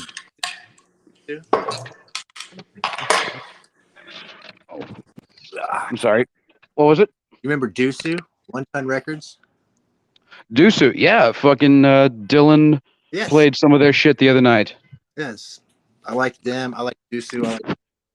I like the group called Ugly Mustard. I don't know if you're Mustard. They were from Dallas. Ooh, do you remember MC 1,000-Foot Jesus? Oh wow. See, yeah, Otherwise known as King Missile. that's right. He's from around here, isn't he? Yeah, man. Yeah. Detachable penis. Yes. That's freaking old, bro.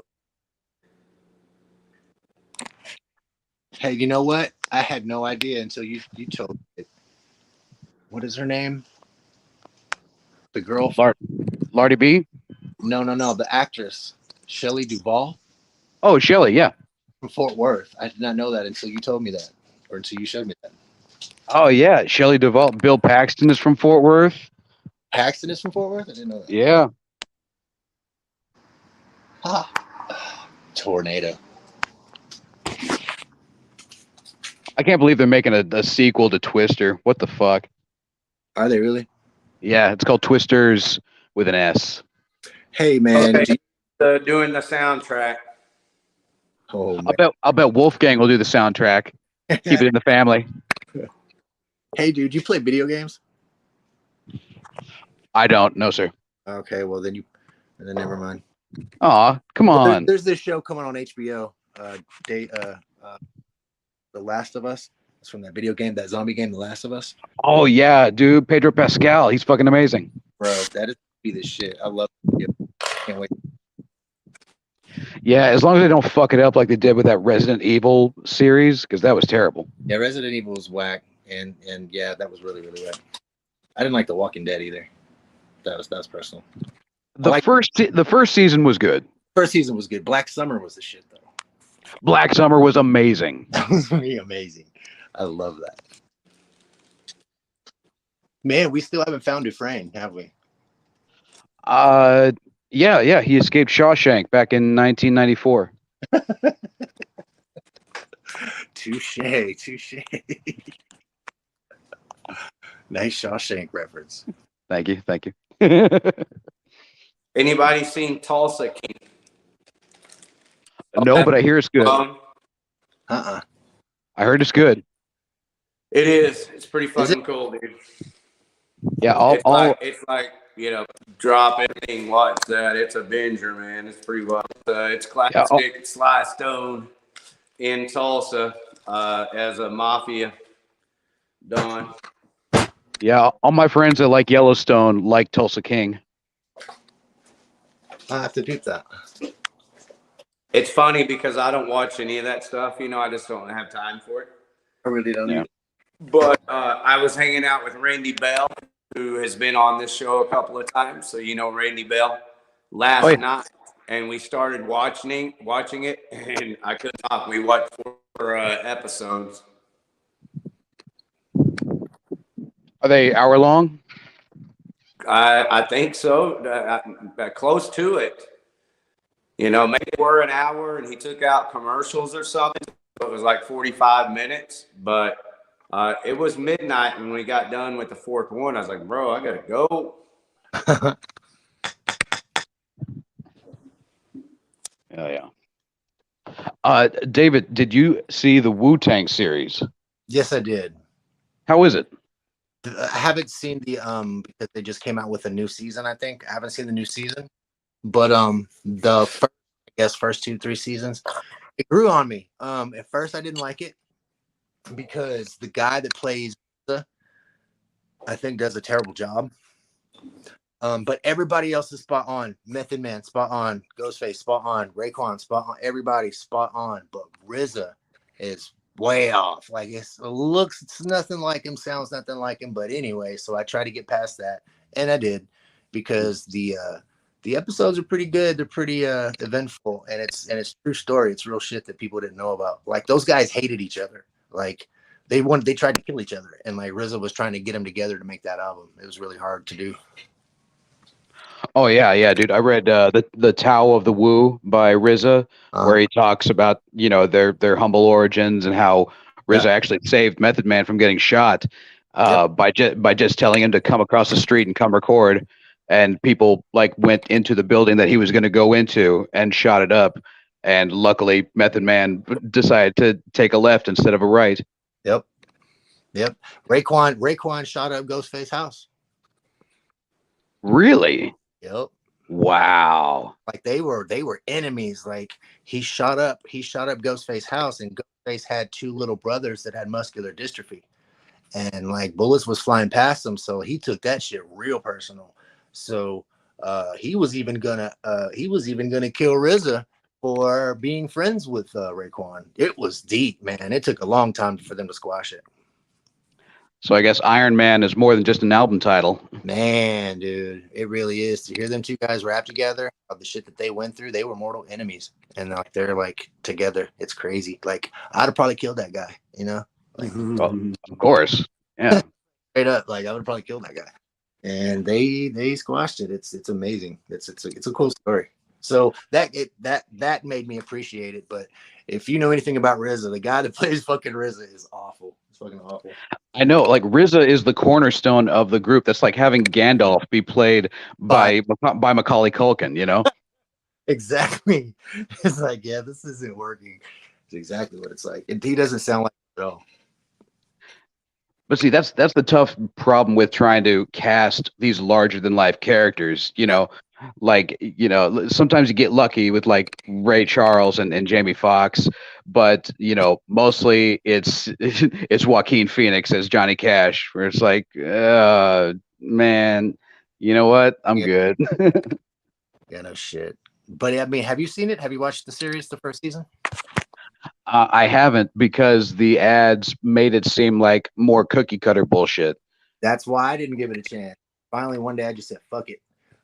It's pretty cool after you get past that. And if you know, like Method, if you know all the guys, like I said, they're spot on, except for RZA. That's too bad. Yeah, I listened to Cuban Links the other month, and I was like, dude, what a fucking amazing album. That was. And nobody realizes how fucking genius that album was. You know, like Method Man and RZA and Old DB, you know, they get all the credit, but Raekwon, he started the Cristal thing. He started the creating, you know, gangster pseudonyms. You know, like before that, you know, Big was Big, but then after that, he became Frank White. You know, after that, you know, Nas became Nostradamus, and you know, but they started creating characters within their characters, and it became more cinematic, and it was really good time for innovation. It was. And man, like that album, Cuban Link album, like shout out to my friend Josh King. Man, we did serious drugs to that album. Like, it was just something about that album, dude. Like, I look back like at rehab, and they were like, "What?" They asked me, "So what albums trigger you?" And I wrote, "Only built for Cuban links." That's good. That's good. Yeah, we need more of that. Like that whole, like, yeah, we need that. It doesn't exist anymore. Yeah, we need people that are concerned less about getting rich and more about creating art. Some cool shit. Yeah, exactly. Yeah. Who And cares? that's why we need more poor artists, because they create more honest shit. Yeah, because some of these artists are coming out rich. They're coming out millionaires. It's like, whoa. Yeah, so where's the drive? Yeah. Those aren't artists. Those are the clones. Those are the what do you call?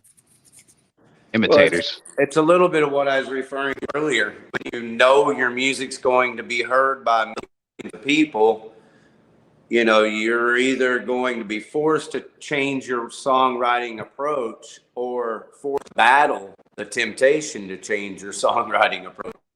Right. Yeah, because I mean, the Weeknd was not going to be playing Super Bowl halftime shows off of stuff off Trilogy. He had to make Blinding Lights. He had to make stuff like that to to get on the radio. But true fans will always be like, dude, Trilogy was fucking amazing. That's Weeknd for me. Fucking Kendrick Lamar. People are like, damn, and Pimp a Butterfly, but people forget like Project 80 was a fucking amazing album, and all the mixtapes that he came out with right after high school. It's when people are fighting and on the way up that the good shit comes out. And playing their heart out. Really play your heart out when you're about to go grab a steak and bottles of wine, and I mean, what? When you've been to problems in life, what are you going to sing about? Dude, we were just talking about this, me and my wife. Fucking, have you seen Gwen Stefani lately? Yes. Remember Gwen Stefani? Remember No Doubt? Remember how punk she was? Remember how fucking different she was? Dude, she's wonderful. Dude, she's ass right now, bro. Oh, yeah. Yeah, she did like, I hear the sleigh bells ringling, jingling too. And I was like, bro, did they like put 3 pounds of shit on her face? Bro, she got injected. She went against all the shit that she ever said in any of her songs, sold out for the money, and she's this completely different girl. And it's like, where's Gwen? Like, she got bought out. Like they needed her to shut up, and they needed her to be something else, and she went for it. And it's like, would you ever do that? I would never do that. Like, I don't give a fuck. Like, I don't want to be famous like that. I don't want to be seen that. They may have hung her over a balcony, and that's always a possibility too. Always a possibility, brother. You're right. Oh, yeah, she got extorted by Suge Knight. Fucking Vanilla Ice. That shit was funny. He was like, man, he hung me over the balcony, man. He all the change out my pocket and everything. That's also a Don Arden story, guys. Oh, for real? Yeah, Don Arden is Sharon Osbourne's daddy, Don Arden. Yeah. He managed all the bands way back in the 60s, but the ones you know the most are Deep Purple and Electric Light Orchestra. A lot of bands that were huge, and all the bands that centered around those bands. And so that's where Sharon Osbourne came from. No shit. Yeah. Don Arden has a story. Richie Blackmore tells a story of Don Arden. Yeah, and hung the guy out. Anyway, He was always nice to me, he said. Yeah, but getting back to like artists, like when artists have too many people telling them that everything they do is perfect, that's when shit goes sour, and that's when you get Phantom Menace. Yep. We need to normalize, even telling our homies, say, man, shit's whack, bro. Like, you can do better than. Oh yeah, that's why whenever I complete a song, the first two people I play it for are my dad and my brother, and they will be the first ones to say, that sounds like shit, dude." Same. Yep. I'll ask my kids. I'll ask my girl, and they'll be like, I'm like, okay, say less. I got it. Okay, I get it. You don't have to make fun of me. I understand. Aw, poor guy. No, but like, yeah, because sometimes, you just got to be reminded. But sometimes, you do shit accidentally, don't even mean to, and it's fucking perfection. And then Yeah. you try to do some shit, and then it's fucking trashed. Weird. Art is weird. It's like it controls us. I think it's weird. Yeah, man. Lightning in a bottle, man. How long do you live with a song, or how long do you live with a melody before you sit down and make a song in a week or two, or however the process takes place? That's a good question because I'm having a problem with that right now. You guys are really fine. Sometimes I can sit with it, briefly. Sometimes it'll haunt me and that's what's happening right now. And that's why I'm trying to get all of this shit out right now. Like, and people will tell you, oh, well, you need to slow down and take your time, and you need to like categorize a theme and make it sound like. I'm just like, you know what? Some days I feel like making this, and then some days I feel like making that, and that's just what I'm just gonna keep doing. And then I'm just gonna take this collage of crazy fucking shit and I'm gonna put it together and then put. It's like I can't even think about being alive tomorrow. You know what I mean? Like it's just now. It's just in the now. Exactly. Very zen. I like that. Yeah, man. If the creativity is pouring, you throw the cork away. Yeah. Absolutely. And I mean, like Leonard Cohen, he would sit on a song for 10 years because it wasn't right, and he would just go back and retool it until it was perfect for him. And that's really what he cared about, as long as he was satisfied. And that is the biggest problem an artist has, is when they're satisfied. Yep, because we ultimately make this for us, and with that, as long as you're actually making some songs. Yeah, and we're channeling out our feelings and our emotions, so it's us. And then if we don't feel like it's right, then it's not right. Yeah. And then for the people that don't make music, that might hear it for the first time, they'll be like, "Oh my God, somebody else thinks like I do." Yeah. Somebody else feels the same shit. I thought I was alone, but no, this guy has taken it and put a melody to it, and he's singing about my life. And those are the people. Those are the people we make music for. Exactly. Man, I'm beautiful. I can't wait for you to meet my guy Gnarly Fontaine, man. Dude is fucking, oh my God. He's like Beck, but he's like Prince and Michael Jackson. This motherfucker, he can sing, he can play any instrument, trumpet, he can play drums, keys. He's amazing, man. He's amazing. He made a trap song, but it's like the fifth. If you go to my I shared it on my story. If you go to my story, you'll catch like 6 seconds of it. It's like a trap version of an old 50s song, but he made it. He did the harmony, the do wop do. It's fucking dope. It's so creative. Like nobody thought of that. Sing the rest of it. That sounds good. I wish I knew. I'm gonna. It's on my story on Facebook and Instagram. I share a lot of his stuff. He's amazing. I like him already. Man, he did a song the other day. It sounded like fucking The Doors. I'm like, bro, you're all over the place. You say he's going by Gnarly? Gnarly. Narlee Fontaine. Fontaine. Man, dude, the guy's fucking amazing. He's so amazing. Like I want people to hear this guy's shit. I want people to hear my shit. Like this guy's amazing. Do you have a YouTube channel with music we can listen to? Yeah, I got the Freethinkers 817. There's that. I also have David Eastep. Got 817, badass, bro. Yeah, hell yeah. The Freethinkers 817. We've got the Freethinker stuff on there, and then my personal page, the Canum page, is just David Eastep or Canum.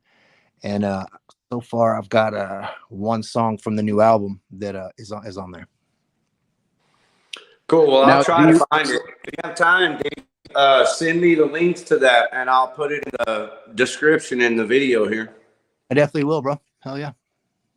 Have you sent any of your stuff to radio or internet radio or anything like that? I have. I want to start submitting stuff to like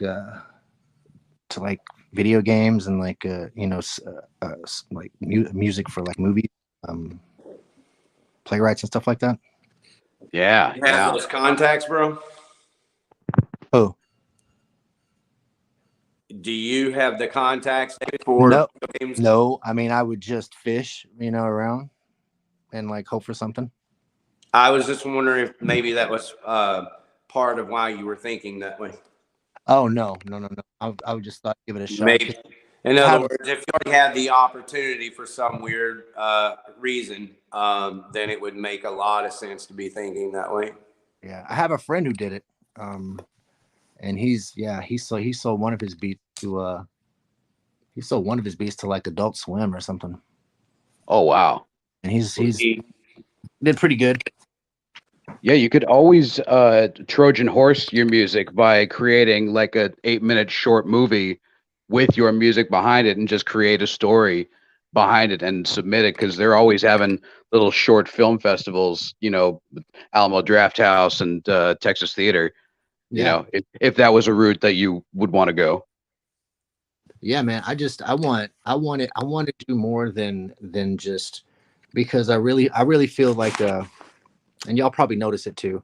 If you post a picture of a kitty cat, it's gonna get 1 million likes and 1 million views on your shit. But if you post a video, of you playing guitar and singing your heart out, it's gonna get 1 view, because the shit gets filtered out. It's like, if it's personal and pertains to you and it could anyway help you make monetary gain, they filter it and shut it down. But if it has nothing to do with you making some type of monetary gain and showing your art and how you feel, then they filter that shit out. And I really feel like we're wasting our time putting our music on a lot of these media. Well, Facebook, you are for sure. All you're getting on Facebook are the people that you have. Yeah. You have to force those fucking algorithms on Facebook. They are not working in your favor. The algorithms on Facebook, if they're working for you in any way, it's towards you spending money on their advertisement. Right. And if you've done that before, I've spent, like, we did the first video, we bought some sponsored, and it got played, but it got played in places with in age groups that don't even, it was like above like 55, it was like 55 like 70. It wasn't even like people in the right age bracket. It was like people in Idaho. It wasn't even, it was weird. Like, we got like no love from that, so we didn't do sponsored. Well, if If you want more views, at least better. What's that? if you want more views, get more tits. No shit. Yeah, Dave really has the best. Have you seen Dave's X610 chill ads recently? yeah. He's up the game the last few weeks and added tits. In a very artistic, tasteful way. I mean, Dave Jarvis, bro, your latest shit's been genius. Oh, thanks, man. Seen that. Yeah. I'm a firm believer in we don't succeed unless we all work together. That's right. And unfortunately, with a lot of bands, they feel threatened by another band's success, so they don't support each other. Yeah. Like they used to. And I don't know how that is with other scenes, but I really felt like the scene that I came up with in, back in the mid 2000s, we all had each other's back, and that's why it was so big. That's right. That's why the shows were always packed, because we all knew each other and we all supported each other. But these days, people are just trying to cut the legs out from each other, and that serves nobody, because it doesn't make you look better.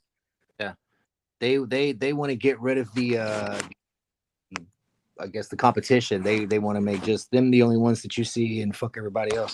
That's a big problem in the underground hip hop world.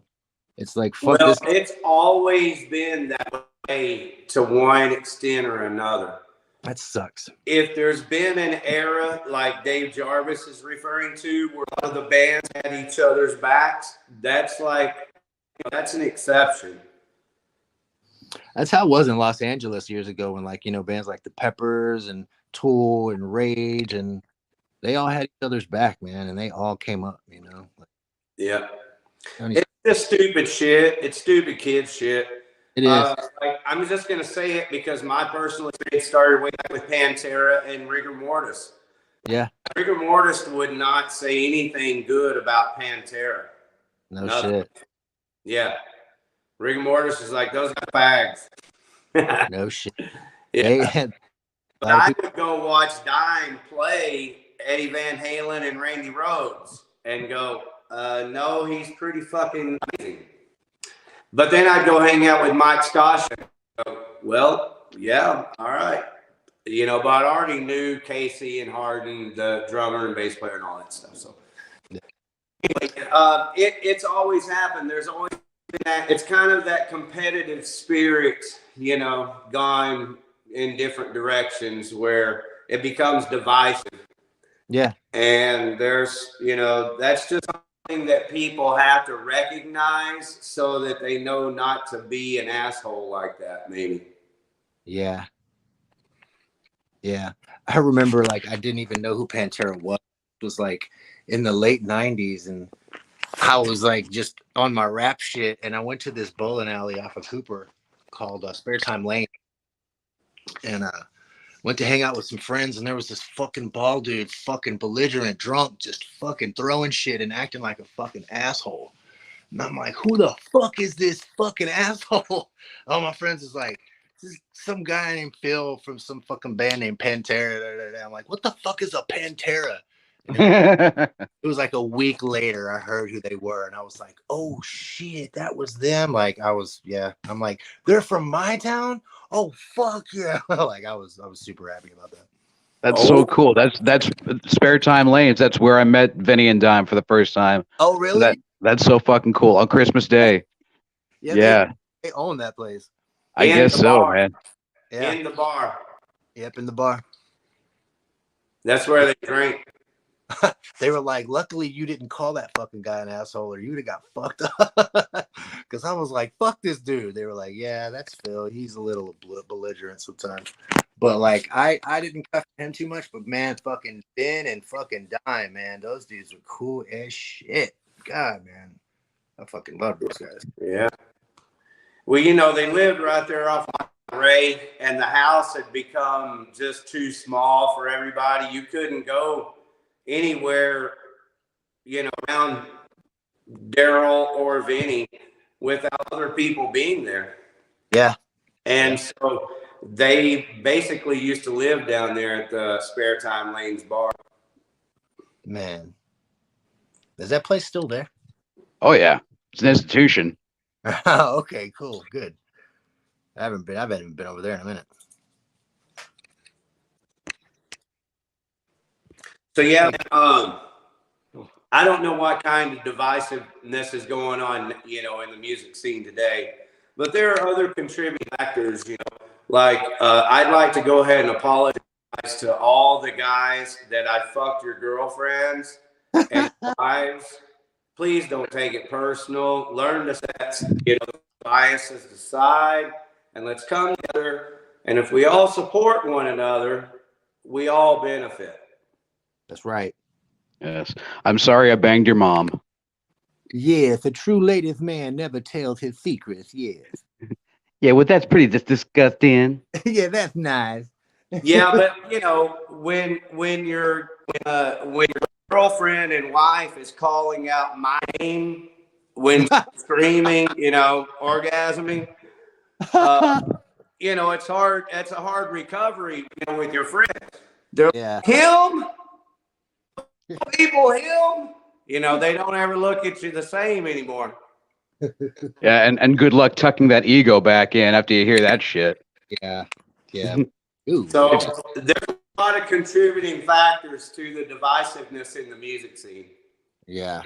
Yeah, but I don't think, do groupies even exist anymore? Man, they became wives and girlfriends. Dude, what? Yeah, I haven't even seen a groupie. Like, oh, yeah.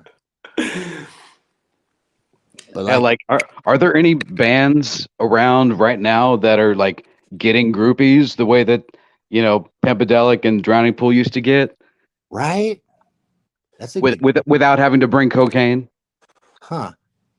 It's probably like way more private now with phones because it was just so much more out in the open and public, back in the day.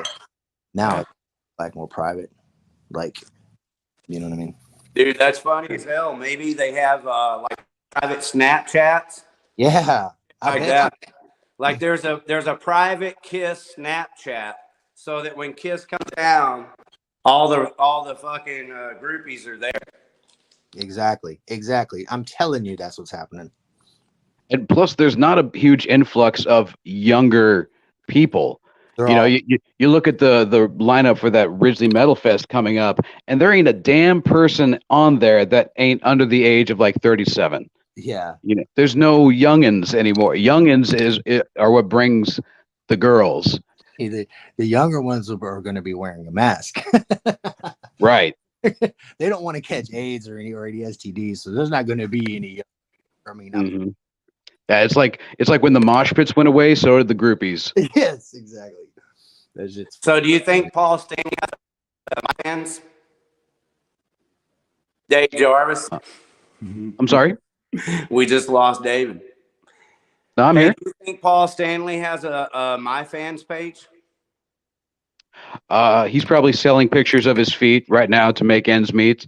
Because he's not as rich as he claims he is.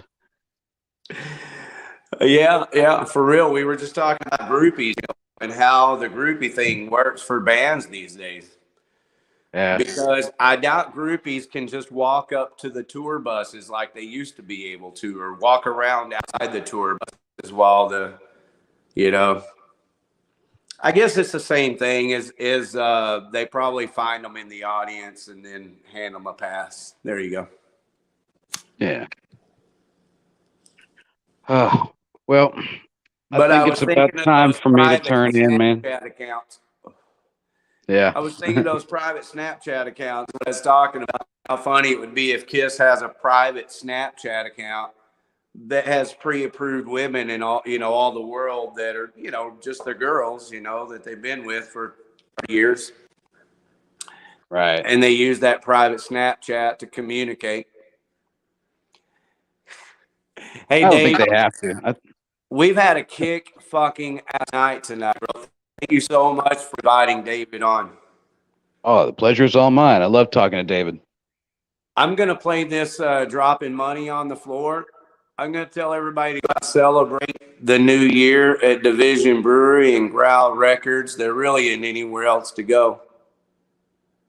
And I'm going Sounds to tell good. you, Dave Jarvis, I love you very much, man. Thank you so much again. I love you too, Ricky. Thank you for having me. See you next time, bro. Yes, sir. Here's dropping money on the floor. I don't need it anymore. Dropping money on the floor. Like them bitches in them hoes. It's a damn crime. Now go down shame. Now claim the fame and I scratch crime. I'm down for mine. Not see the truth. Not much left. Support you. This drill time. Not making fun. Bust a gun. Much time. Grip and grub. Clock those lines. With overtime and the voice dub. Dropping money on the floor. I don't need it anymore. Dropping money on the floor. Like them bitches in them hoes. It just hit me like a ton of bricks. Bitches get right. Cause we got this shit. Taking us down with a little twist.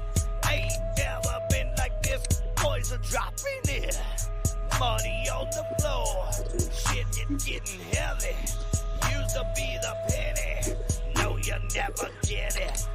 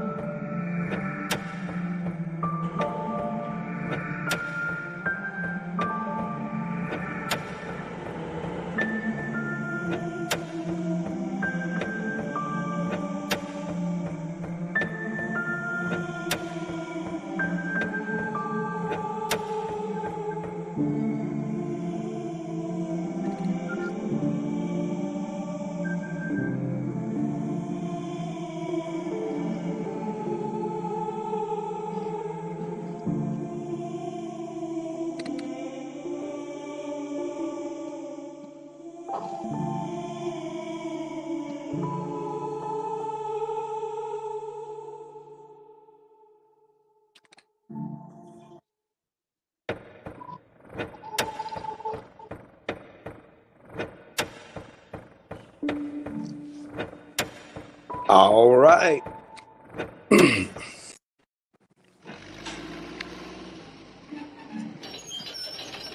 All right.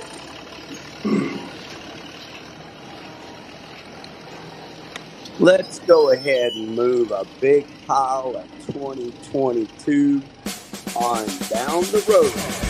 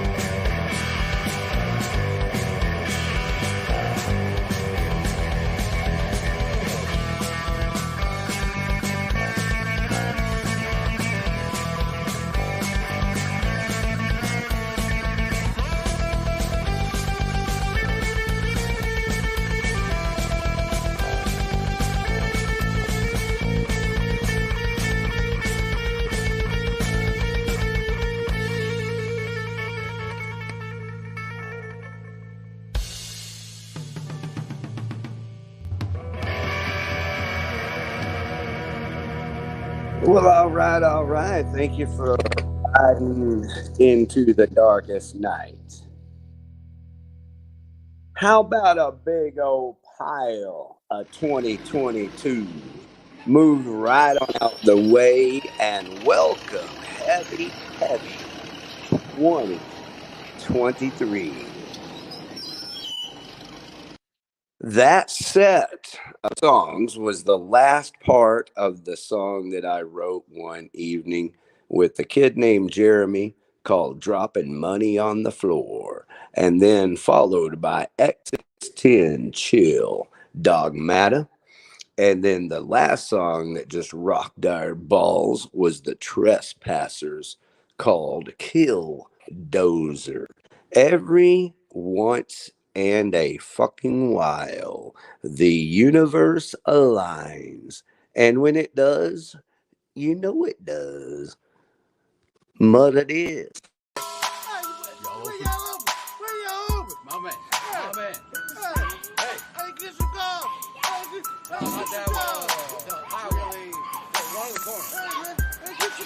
Working with the public, trying to take a piss while everybody asking me how much that is. Well, read it for me, Yoda. What those numbers represent? And then they pause for a second, say 99 cents. You did it, big guy. There's a tornado outside, so you rest your fucking life for a darn cool lights. I'm not trying to judge, but I'm hungover as shit, and every word out your mouth is fucking mongoloidish. Fake P gets more jobs than college degrees. Learning to read is as popular as Chinese cheese. Schizophrenics are my favorite, hopping up and down the pavement, rocking a hospital bracelet casket if I got a basement. Giving me some filthy cash that they just fished out their ass. Sanitizer on my hands won't wash away your stinking gash. Pointing at the product like they were a caveman, talking on their speakerphone. Tweaker bitches need a tan. How much that? How much that? Give me some boys Russian cream throwbacks. What that is, what that was. I'm still on paper, give me CBD buds. How much that? How much that? Give me some boys and Russian cream throwbacks. What that is, what that was. I'm still on paper, give me CBD buds. How much these is Jesus? Will you learn English? I ain't being facetious. I don't got motherfucking psychokinesis. Relinquish the money in your pocket, bitch. I mean this when I tell you wanna scream, cause I can smell your back of shit with a hint of mildew. Got no hate, but you need some shampoo. Try opening up your mouth when you speak. Fucking creep, sounding like a ventriloquist without any teeth. They be asking why I'm taxing. I ain't the government, I'm a Texan. You got some nuts and you wanna flex them. Turn right around, go another direction. I don't care about your fucking election. Tell your bitch she give an erection. Stick my dick in without protection. Fill their ass up, make her have a C-section. Crack fiends doing back handsprings, yelling yes queen. Asking for chore boy screams when I'm the God scream. See the sign that says don't lean. I forgot you can't read. Forrest Gump's got you beat, Lieutenant Dan ice cream. How much that? How much that? Give me some boys Russian cream throwbacks. What that is, what that was. I'm still on paper, give me CBD buds. How much that? How much that? Give me some boys and Russian cream throwbacks. What that is, what that was. I'm still on paper, give me CBD buds. How much that? How much that? How much that? How much that?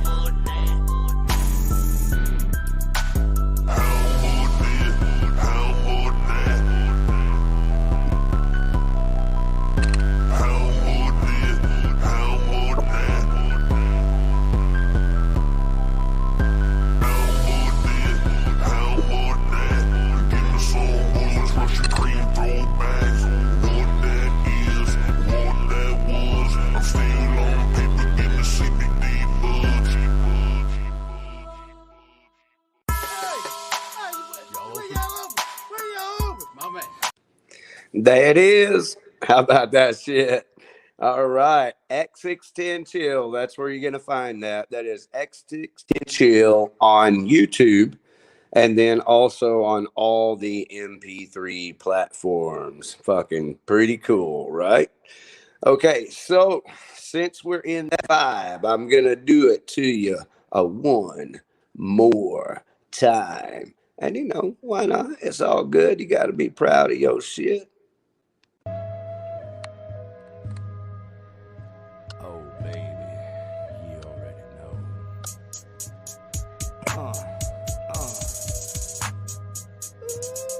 Bitches in them hoes. Dropping money on the floor. Money on the floor. I don't need it anymore. Dropping money on the floor. Money on the floor. Like them bitches in them hoes. The pain we know for sure. I don't need it anymore. Niggas in them dimes used to be the penny. Don't put it too heavy. Put your heart into it. Niggas in them dimes, they used to be the penny. Don't put it too heavy for both of us to carry. Dropping money on the floor. Money on the floor. I don't need it anymore. Dropping money on the floor. Money on the floor. Like them bitches in them hoes.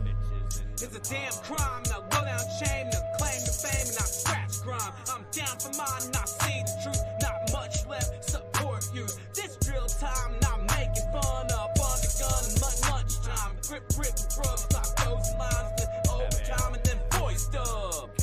Dropping money on the floor. I don't need it anymore. Dropping money on the floor. Money on the floor. Like them bitches in them hoes. It just hit me like a ton of bricks. Bitches get right, cause we got this shit. Taking this town with a little twist. Ain't never been like this. Boys are dropping it. Money on the floor. Shit is getting heavy. Used to be the penny. No, you never get it.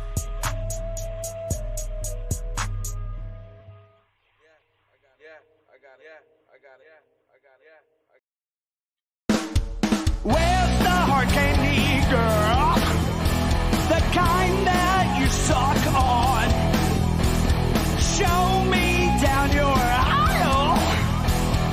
How many licks does it take to get to the middle? How many licks does it take? How many licks does it take to get to the middle? How many licks does it take? Yummy cherry pie. Sweet child, you could be mine. Cream and cherry on top. Running down my face, don't you say. Running down my face. Running down my face, don't you say. Running down my face.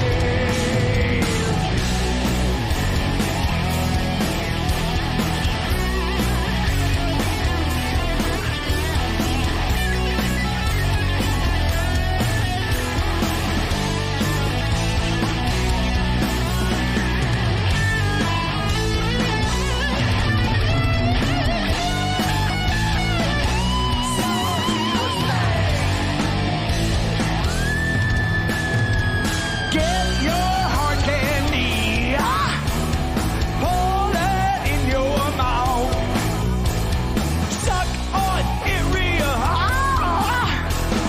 Hear me scream and shout my heart. Hear me scream and shout. Hear me scream and shout my heart. Hear me scream and shout.